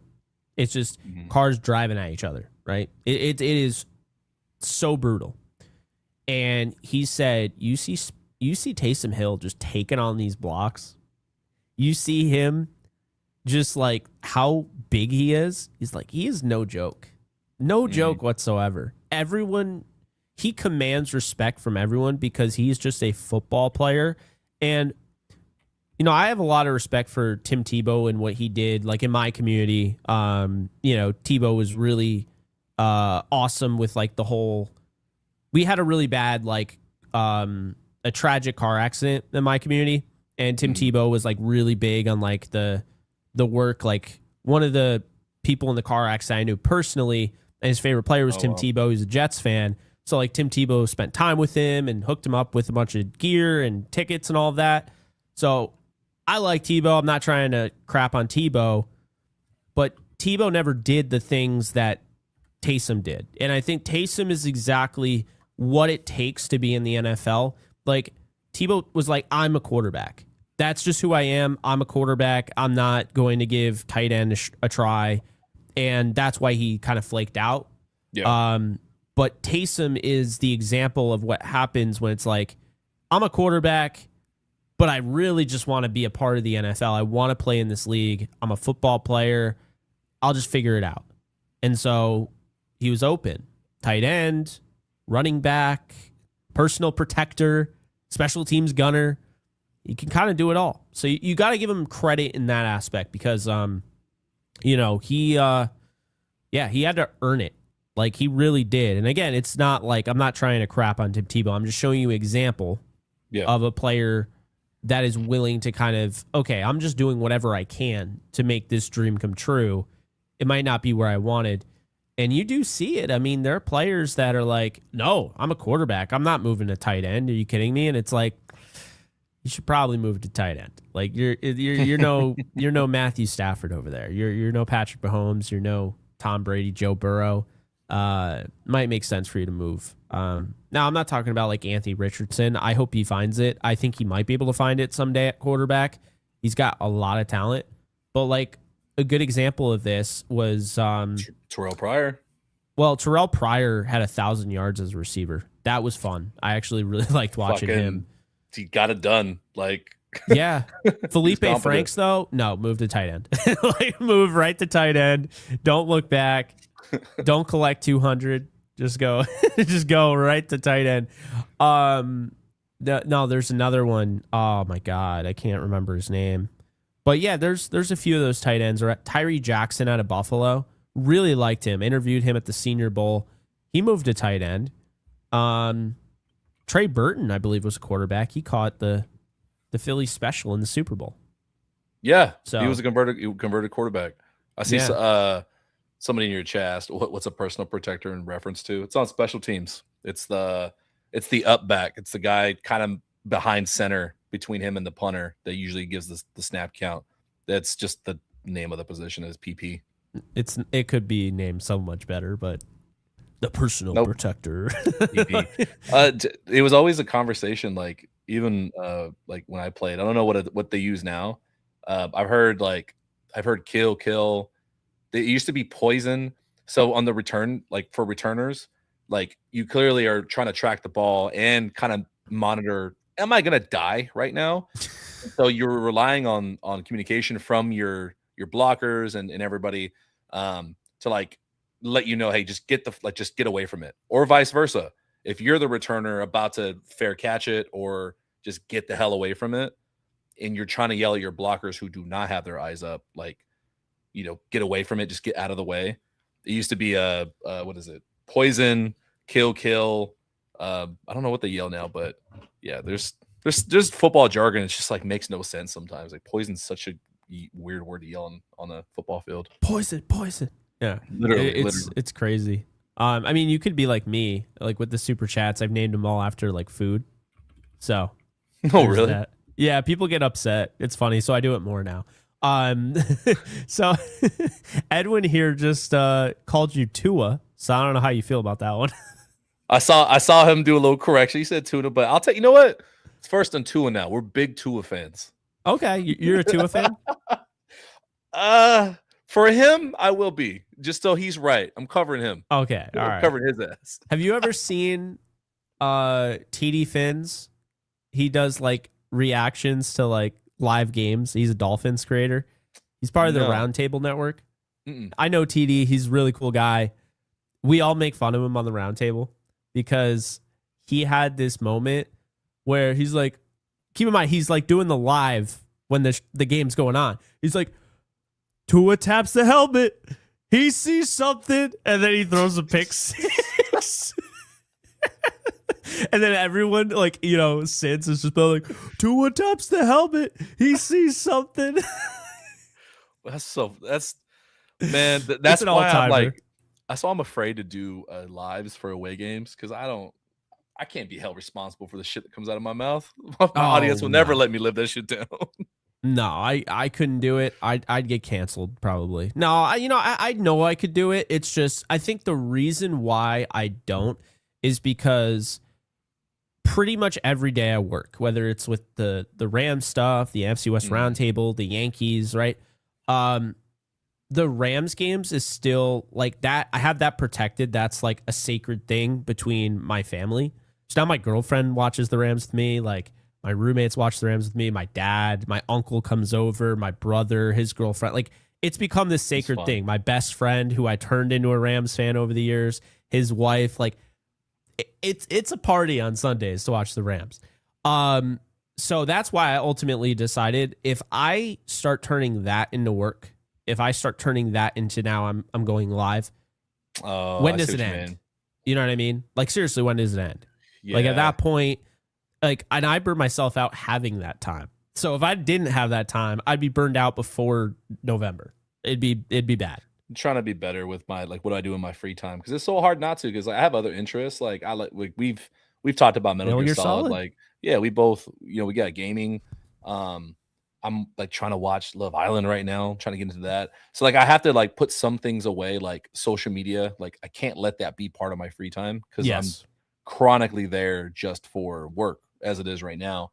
But it's just so hard not because me being here in LA, it's hard for me not to want to turn game days into work because we're at the tailgates. And like I think it's such an underserved, under talked about, like under marketed by the fucking Rams organization, the tailgate, the booster clubs, and the real diehard fans that spend way too much money on the franchise, and kind of get a little bit of shit in return with like, we're taking away 1,000 parking spots, or here's another overpriced merch drop. Like, there's a disconnect, and so because of that, I have a hard time not like we'll be live streaming like almost every home game like from the tailgates like this year. And as much as I kind of fought like against myself to not do it, I like even you, like, those guys out there, like you would love to see your friends on the screen, like just, hey, I'm not there, hey, there's my buddy Chris, like there's Rams Republic. A lot of people nationwide know them, and I think they deserve to be on some screen somewhere, our friends. So I think that's definitely fair. It's just the thing that I've learned over the course of doing this since 2016 is that you can't do everything. You can't do everything. And I absolutely hate, like, I'll be the first one to tell you, I hate vertical videos. I hate making them. I like watching them every now and then. I hate making them. I just, to me, like, this is my type of content, long form, have a bunch of people in here. We have these long conversations. We have thought out conversations. I just think that the vertical stuff, things get lost in translation. Now I'm trying to fit it into like a 60-second or 3-minute thing. It's like I'm going to forget some things, And so I understand people's attention spans are low or they've gotten lower over the years, but I don't feel like you should change your entire business model, your content creation model, just because people have, shorter attention spans, when there's still plenty of people that don't have shorter attention spans. They want to have this content. So I think at the end of the day, you should always make what you want to make, and you'll have an audience for either one. You might not be like, and you have to understand this, if you're not going to, go live on TikTok all the time and you're not going to go in on that, you might be holding yourself back from growth, but that's a different style of audience. No offense, like that's a completely different style. I think my audience, your audience, way more. I would say it's a more intimate experience because, like, they've gotten to know us, grow up with. Yeah, yeah, exactly. They've gotten to grow up with us a bit, and I feel like with like TikTok, it's like you're not going to hit on every single TikTok comment. Again, it's also three minutes, 60 seconds. I'll still do them, but I'm not going to do them all the time. That's just not how I roll. And on top of, again, you can't do everything, Tuna. You can't do a live stream of the whole game and still have that like, okay, I can watch this with my friends and my family. Because now it's like, it's completely changed everything. Once you open it up, like, that's why like people say like always have hobbies that like, especially if you're a content creator and you monetize things, find hobbies that you don't monetize. Because that's actually a hobby. That's actually something that keeps your mind at ease. Like, you're not going to monetize yourself playing Metal Gear Solid. You absolutely could, but I don't think you do that, right? Like, you don't, like so I've done that before. I used to do, and I probably will, every now and then. I have a gaming channel. I used to go live, but like at that point, it's like, dude, is it really giving you the full effect of a video game? The video game for me is like, it takes me out of the real world for a sec. I can just focus on my video game and just chill. And it's like a nightcap for me after a long day. If I'm going live, it's not a nightcap anymore. And it's not taking me out of the real world. It's just work. And it can be fun though, too. Like gaming streams are fun. Like we've got the Twitch ready to go. Talked to Jackpot Live about doing some collab streams. Yeah. Like I want to stream. I just got to figure out the terms of service on Twitch because I know I can't do it on YouTube. Oh yeah, like I watch with me doing like because I do the film recaps and everything. And that'd be fun to do on Twitch. Like you guys just do it with me, and then I upload the final video on YouTube. But what I am doing, and I take that to heart because I'm kind of learning that this will be my 3rd season living here in LA, and I don't want to go into like my whole life story and everything, but like I told you, and other people around me know, like I moved here for this. Like yeah, I'm like trying actively. Like I happen to love the Rams, and so I cover them. But the final goal is to be just to cover the NFL.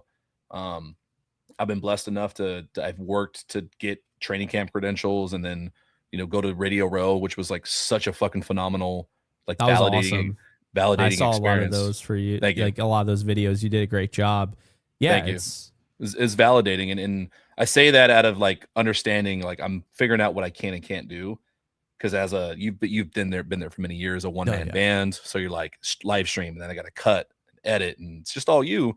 All I want to do at the end of the day is write about about football itself, and I'm at a point where I got to figure out which content I focus on, and almost like reintroduce myself to my audience. Because especially with the Aaron Donald report recently, I had to explain to a lot of people who are new to me, yeah, I'm not a fan account. Like I am a fan of the team, but I'm like a journalist. So when people are like, hey, what's your source? I'm like, it's me. I'm fucking reporting it. I'm doing it. Oh, you're not one of those aggregate accounts? I was like, yo, like I'm telling you. But it did feel good the next day after to go back through the comments and tell them like, hey, you good now? You believe yeah, me? No, I feel that. It is funny how that works. Because I still get that. Who's your source? Bro, I'm not telling you who I heard it from. Like you know what I mean? Dog? Like, yeah, it's it does feel good though. Yeah, and Tuna got to assist at the SoFi Corgi dog race. That was a lot of fun. Yeah, no, it's taking that transition though from fan with the hobby to like, hey, this is like what I'm trying to make my life living about. Is I got a lot of respect for anybody that does it, and you act. I don't know if you intended it to be a message for fellow content creators, but that was actually a good one from you. That you can't do everything. And yeah, it's some I'll you take kind of no, it's real. You got to come to grips with it. Like I got a young kid, shout out to Rams Active, who like hard worker. The kid's like barely about to turn 18, and he's out there trying to be, do the aggregate. He writes, like he does articles. Like what 17-year-old wants extra homework? Yeah, no, it's I got into it in 2016, 2 years removed from me graduating high school. And I'll tell you, I'm not gonna bore everyone because a lot of people know this story, but I was working in commercial trucking and tolling. In this, this business, they sell transponders. Well, they at the time they sold transponders to trucks, so I had to manage all the trucks. Like I managed Jimmy Haslam's trucks. That's why, like, I'm not a big fan of Jimmy Haslam, the owner of the Browns. But anyway, managed whatever. And after I did that, my 9 to 5, I would have to go home, and I'd have to get ready to go to work at Price Chopper, which is just a market, like a grocery store. And I would work from 6 to midnight. And then I'd go home and I would essentially try to fit in all my content in between those. Yeah. And there wasn't a lot of time to work on it. So I'd work until the sun came up and I just didn't sleep. So that's basically how I got started. And then I eventually quit that job because I was like, this is ridiculous. I'm working a 9 to 5 and working 6 to midnight. This is insane. And like my dad always told me, he's like, yeah, like you can make more money. You can make money. But here's the thing, like you have to find like a value for your time. You have to find like, okay, my time is worth this much money. And if you're not making that, it might not be worth it. Or even if you are, it still might not be worth it to you because you still need to have some time yourself. You need some time to do things for yourself. And they might not even be things that you want. Like I finally this year was like, you know what? I forget it every single year. Last year I got a ticket for it. I'm going to get my car registered and I'm going to re-registered, right? And I'm going to renew my I'm going to get my inspection. I almost always forget to get my inspection done, and it takes like and I mean I have a new car, so it's like it's stupid I even have to get it inspected, but that's New York. I don't know how it is in California. You just pay the tags and make sure it's not on a non-op. That's it. Oh yeah, you have to like go to like Valvoline or something, and they like, yeah, here's the inspection sticker, and then you have to put the inspection sticker on. Yeah, so when I say that, it falls on deaf ears because people are like, oh, that's not even a thing for us. I'm like, oh, so New York just sucks. I got it. But yeah, so really kind of the point there. It's funny, but I would fail to get my car inspected just about every year on time. So like I'm out on the road, not even really thinking about it, and then I could get pulled over, or if I don't get pulled over, then like one day I just like notice, oh yeah, my inspection sticker is like way overdue. But these are the things like if you don't have time to yourself, these are things that you miss, and they become issues later on. If it's that, it could be something else, and they could compile. So that's why I always try to now find time for myself. So, yeah. I don't know how the insiders have time to exist because No like idea. I was nervous going to Costco the other day because I was like, oh my God, but what if Aaron Donald comes back while I'm like eating a hot dog at Costco? Like, Dude, I couldn't that's do a real anything. thing. Like, what the fuck? Like my girlfriend's like, hey, can we see the He-Man movie? And I was like, babe, I don't know. Like, I gotta wait because I don't know. Maybe Aaron Donald comes back, and there were a few things. I'm sure like, that went over well. Yeah. Well, no, she understands. She actually gets it, which is awesome. That's funny. Yeah, like I told her, I was just like, yeah, so I gotta go live because Myles Garrett's Ram, and she comes from a family of Giants fans, but she's slowly but surely become a Rams fan. She loves Puka. And she loves Myles Garrett. Like I didn't know this because she's a big fan of Chloe Kim. And Gotcha. it was funny because Jared Verse comes from the school that she, has gone to, and she loves Jared Verse. And so when I told her they were getting Myles Garrett, she was excited. But then I told her right after, but Jared Verse is going, and it was like, oh. But at least Chloe Kim's boyfriend's a Ram. Like, it was like one of those things. But yeah, man, I'm definitely trying to stay at least as close to this as possible. But you know what you can do? And this is actually my this has been because you're gonna miss something. You can't hit on every single news thing unless you're just in your house and you never leave. But if you do miss it, Tuna, you know what you do? You pivot. So instead of breaking news, it's no longer breaking news. Don't be the idiot 8 hours later. Breaking news. Nah, been there, done that. We've already seen 4 shows on it. Now you put your spin on it. You personalize it. Yeah, that's What true. what I take away, what you should take away from this deal, right? If I missed, God forbid, if I missed the Myles Garrett deal, that was 22,000 views. If I missed that, I would have been crashing out. But let's say I missed the Myles Garrett deal. I'm coming back with a live stream. Here are my thoughts on it, or what you should take away. It's just a simple pivot, but it still holds value. Doesn't hold as much value as like you broke the news or whatever. Because like, here's the thing: you might not have broke the news. It might have been Adam Schefter. For a lot of people, they're not on Twitter. They go on YouTube and you broke the news for them. They view you as the source, their source. So it, like you have like a it's almost like a responsibility to do it and do it the right way. But if you miss it, you just refocus and you take it from a different angle. That's what I would say. But man, Gotten better at that. I've learned.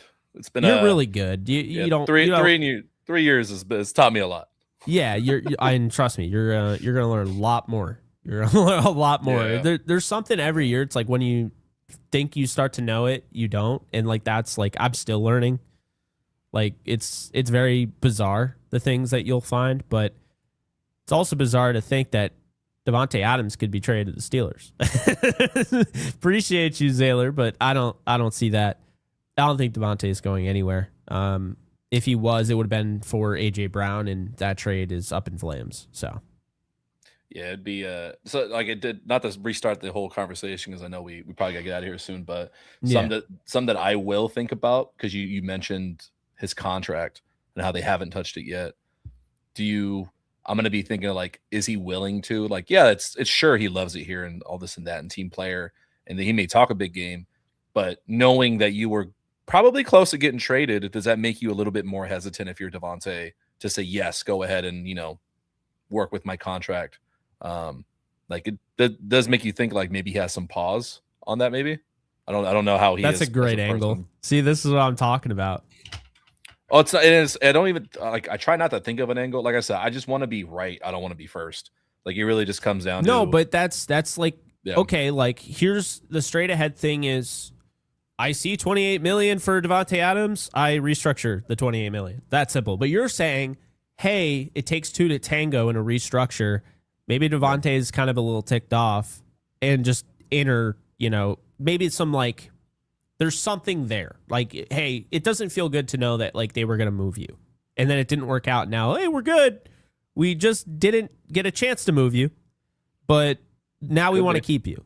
But at the same time, he's a pro. Maybe he doesn't. Maybe I'm just making shit up. Like I don't know. No, I like that you brought it up because it at least thought provokes people. And thought provoking isn't like it's not meant to be just provoking. It's meant to provoke your thoughts, not you personally.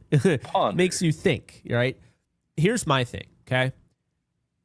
It helps Davante Adams in his quest to win a Super Bowl. So I think he would. And on top of that, there's no downside to a restructure. None. Because it's just going to get converted to guaranteed money. They would just spread it out across like the next 3 to 4 years. There's already money being spread out in his deal. So I don't think it'd be an issue. Most players like restructures because it means they're getting more money up front. That's a good point. I didn't think of it that way. Because it's only, think about restructures like this.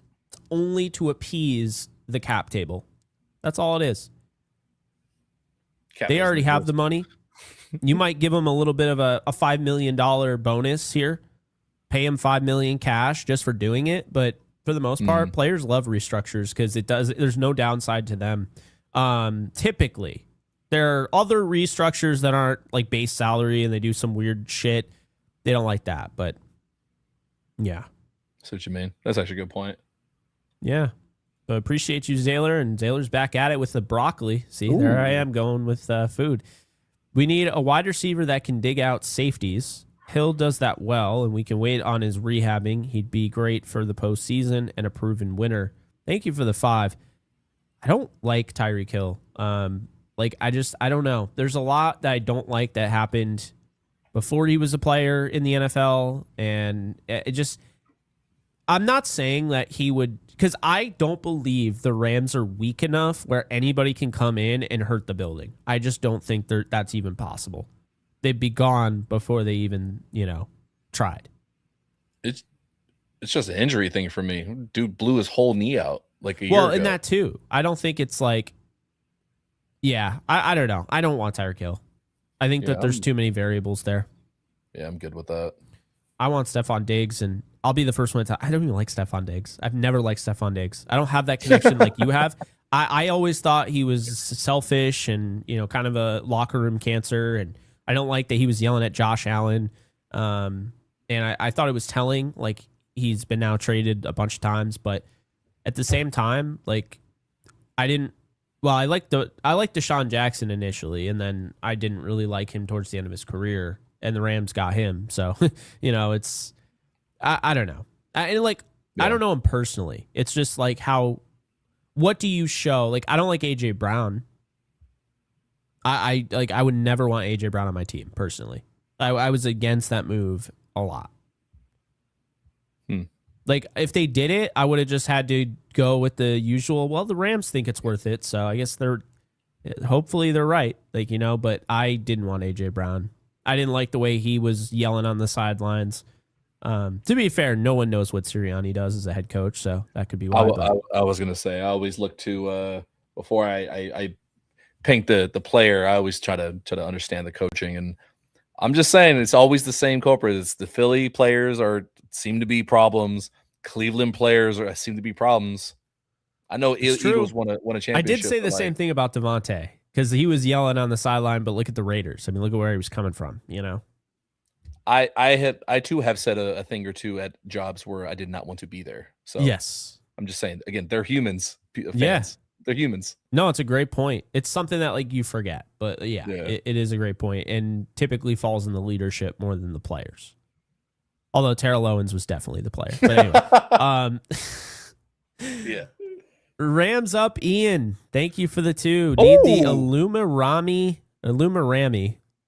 I created the name and I pronounced it wrong. Illuma-Rami instead of the Illuminati to assemble soon. Ian. Yeah, I know. I had this idea I would bring the best Rams creators together to do a giant like round table with like 10 people. And it's never worked out, ever. All yelling at once. No mute button. No moderator. Just everyone, here you go. Yell. Well, I'm the most grade A yapper of all of them. I talk more than everybody. So if I moderated, it would probably keep me in, I'd just be like calm throughout it. Like I'd be like, okay, that's how you do it. I would love to moderate that. I'm not gonna lie. It actually would be fun.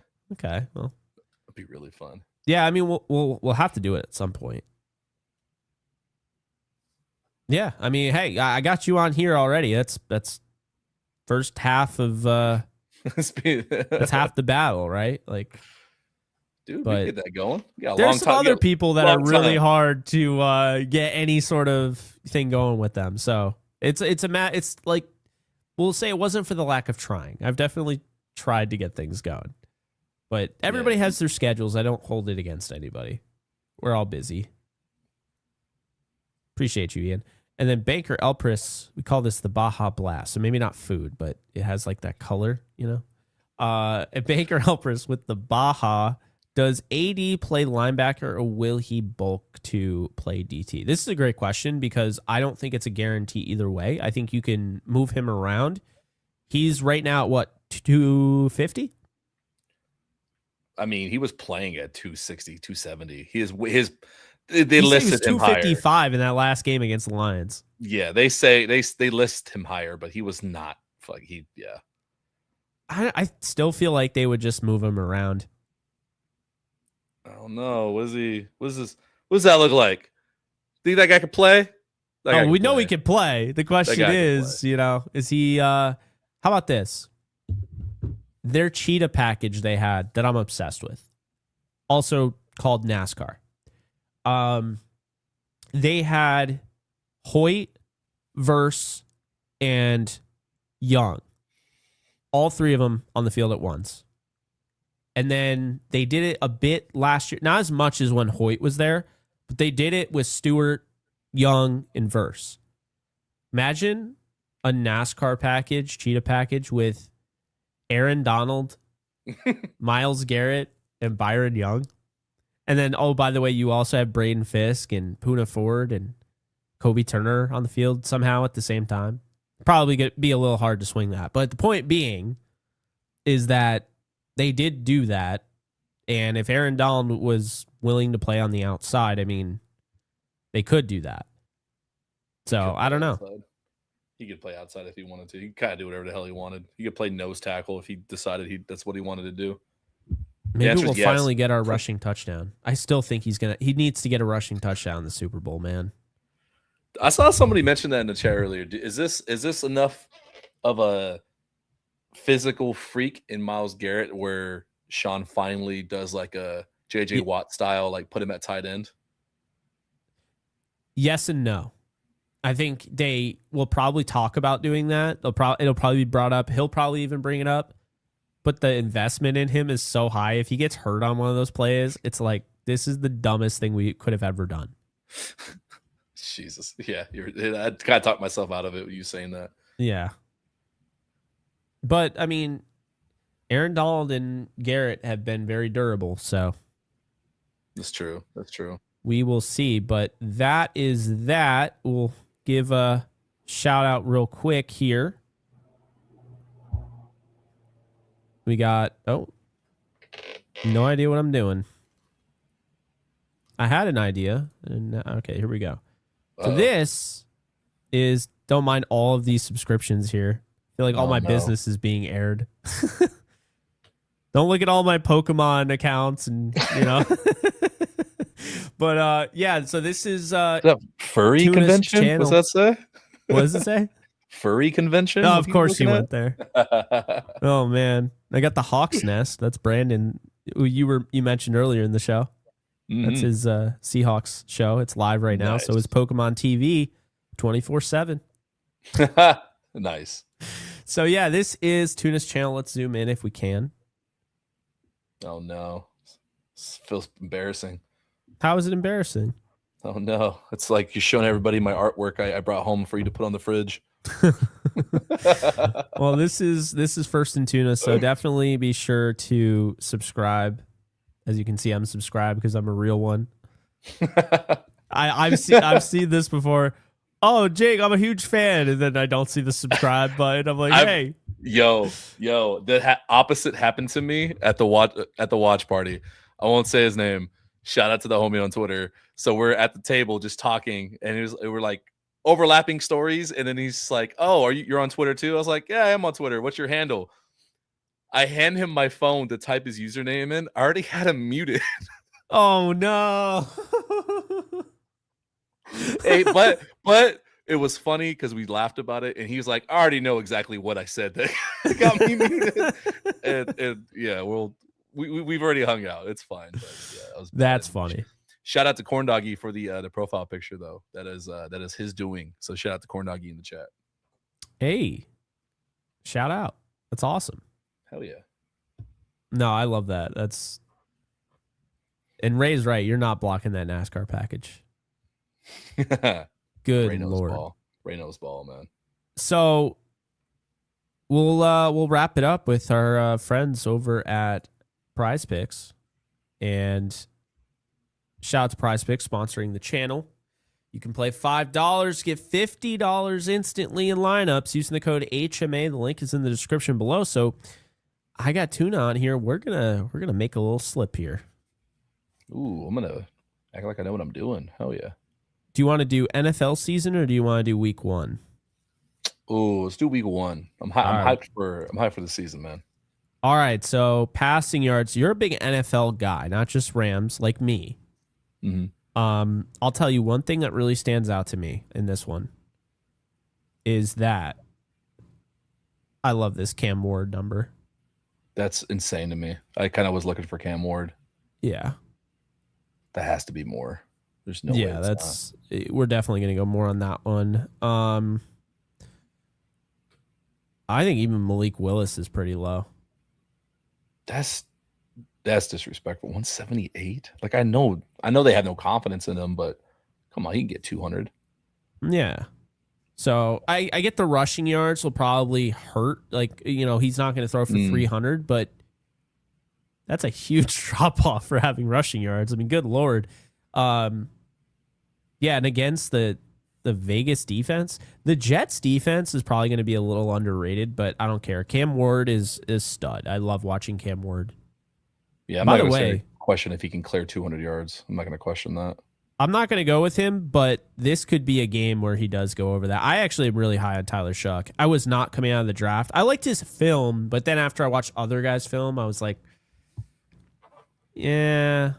He grew this season. I like him. He did. Yeah, I like him. I actually, the Saints, so every year I pick a dark horse team. And I mean, I might change it before the season. But Titans for me. I have nailed the dark horse team back-to-back seasons. So 2024, I chose the Commanders. They ended up being the dark horse team. 2025, I chose New England. Yeah, that worked out pretty well. They ended up in the Super Bowl. This year, the dark horse team, I think, is the Saints. I think they're going to win that division. Everyone's talking about Carolina and the way they played against the Rams. Everyone's talking about Baker Mayfield in Tampa. They're healthy again, all of that. The Falcons have Tua. No one's talking about them, but they have Tua. I'm telling you, I think the Saints are going to be underrated. They're going to come out of nowhere for a lot of people, and I think Kellen Moore is going to put something together that is worth watching. So, I'll give you a team to watch though to potentially challenge your thought process. Yeah, the team who potentially had the best draft class in 2026. hit me. I would say look out for the Tennessee Titans. I think that's definitely fair. The Titans have really interested me for a while. I think Salah's a good coach. I covered the Jets the year. They were 7-10. He had no offense. I mean, I remember Mike White was like the savior for them. Joe Flacco coming back from, I think they were losing by 14 with 2 minutes to go, and they won the game against the Browns. Shouldn't happen. That was insane. But shouldn't happen. But yeah, like Salah's a good coach. The Jets have, honestly, the worst thing I've ever seen when it comes to ownership. So they have Browns problems. Yeah, I mean, Woody Johnson's just horrific. So, yeah. Oh, we can do non-quarterbacks? Hold on. Yeah, so, this is rushing. So we're going to stay away from quarterbacks rushing, I think. Kyron 56. What? I think this stems from the talk that Blake Corum is going to be, cutting into his, like it's going to be 50-50. But that's a report. We don't know for sure. Like, I mean, I still think it's going to be like 60-40 Kyron. Maybe 55-45. Kyron can do that. Yeah, he could beat that. The Puka one interests me too. You're just banking on that one. You're banking on one jet sweep. That's it. Exactly. That's all you want. Luther Burden. Now I think Luther Burden's going to have a huge year this year. I wanted him so bad in the draft. I'm still annoyed, but I think he's going to have a huge year. By the way, I am really intrigued by Travis Etienne at 62 and a half. Oh, you mean Travis Achan? Yeah, whatever his name is. Didn't he come out and say he wants to be Etienne anyway? Or I think it was Achan. I think he was like, yeah, it's actually pronounced Achan. It's like, all right, man. Like, yeah, okay, you're Etienne. now you're telling us. Come on. Yeah. Pacheco's on Detroit. That is such a Detroit running back. I hate that so much. Yeah, I like Etienne. What do you think? Etienne's a good one. I like Jeremiah Love, but that's the Chargers defense. I kind of like Ashton Genty. I like Ashton Genty a lot, actually. I'm cool with that. Hit it, man. I mean, they're playing against Miami's defense. They got some talented rookies, but I know I get to watch Malik Willis and Ashton Genty. That's much watched TV. I don't care. I like it. All right, receivers now. We got 4, so we got 2 more spots. And I love this one a lot. I love Dobbs so much, man. I wanted the Rams to get Dobbs. I like the 42.5. I like Kupp as well. The Dobbs one makes sense to me. Burden, I like a lot. Loveland, DK Metcalf. You're not going to get me this time, Kyle Pitts. Fool me once. Fool me 6 seasons. That's Michael Pittman Jr. is going to have like 11 receptions for 60 yards with Aaron Rodgers. Jeremy Bernard. I like Bernard a lot. God, I wish he was here. I like him. Oh, Darnell there you Tate. Go. Dude, Tyler Warren. You like Tyler Warren? Dude, yeah, it doesn't matter who they're playing against for me. Tyler Warren is like just an automatic. Who are they going to get the ball to? Antonio Pierce? Not Antonio Pierce. Alec Pierce? That's true. The Browns, low key, Casey Concepcion, Denzel Boston, Harold Fan Jr., Quinshawn Judkins. That's some bodies on that offense. Oh, receiving yards. I was like, why is Judkins at 9 yards? Jordan Tyson is free. That come on. Going with it? Yeah.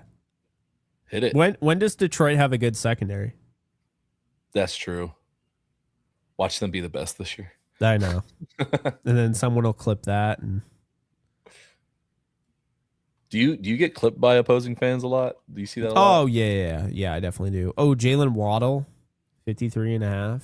All right, what are we doing? We're going with Tyson the rookie, or are we going with Waddle? Oh, I'll go counter to what I was saying. Yeah, Monday Night Football, AFC West. I'm always gonna assume someone's gonna go big. Like, why not?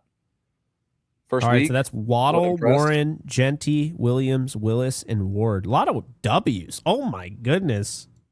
Congrats. Actually.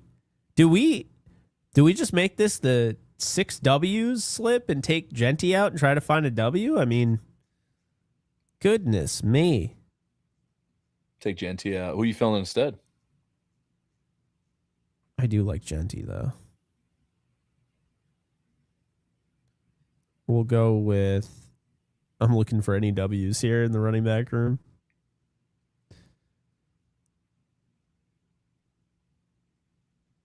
And I don't like Kenneth Walker enough against Denver's defense.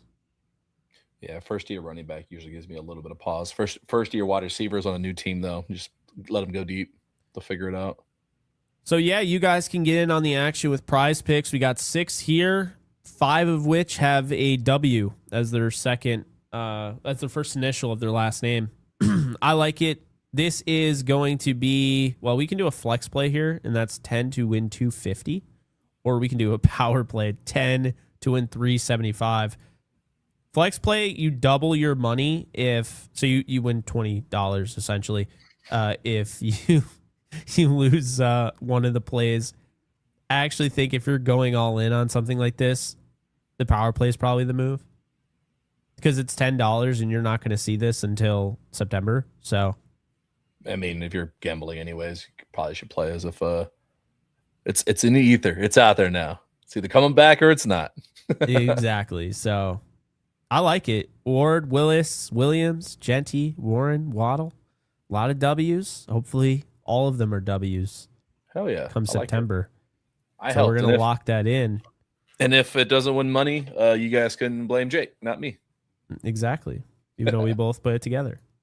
All right. You have no clip of that. I did no such thing. Well, that's going to do it. Really do appreciate everybody who tuned in. I really appreciate Tuna here, who gave me 2 hours and 30 minutes of his time, also known as Avengers Infinity War. Jesus. But no, you hung out with us rather than watching Robert Downey Jr. I know. I mean, hey, you still have plenty of time in the day. You can go and watch Avengers Infinity War now. I would say watch the Metal Gear Solid movie, but Tuna and I have been waiting 10 years for that to come out. So I'll believe it when I see it. We're going to watch Scary Movie tonight, though. I know that's she's nice. Excited to see that, so we'll go late, watch that, and then I got some writing to do. I'll do that. But no, this is fun. I like doing this. The long stream's fun, though. You get all the conversations out. Hell yeah. Well, before I let everybody go, be sure to like, subscribe, comment, check out First and Tuna YouTube, as I put up on the screen earlier. I'll put it up again. There we go.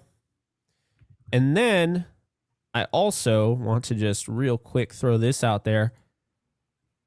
I've taken a little bit of a dive into the world of Patreon. So if you guys want to support me further, because film breakdowns, I get copyright claimed like crazy. I'm just doing them on Patreon now. So if you guys want to check out my Patreon, there's the link. There's the Patreon. The link is in the description below. I'll put it in the comments section as well. We finally have a video up there. I watched the Myles Garrett video that I probably brought up 10 times on this show. Myles Garrett against the Ravens week 11 last year. Very good stuff. It goes to show you everything that he's going to bring to the table. And there's going to be more where that came from, obviously. So be sure to check it out. Again, the link is in the chat. It is in the description. But that is going to do it. For Jake Ellenbogen, he is Tuna from First and Tuna. And it's been real. We'll see you guys soon. Later, folks. Bye.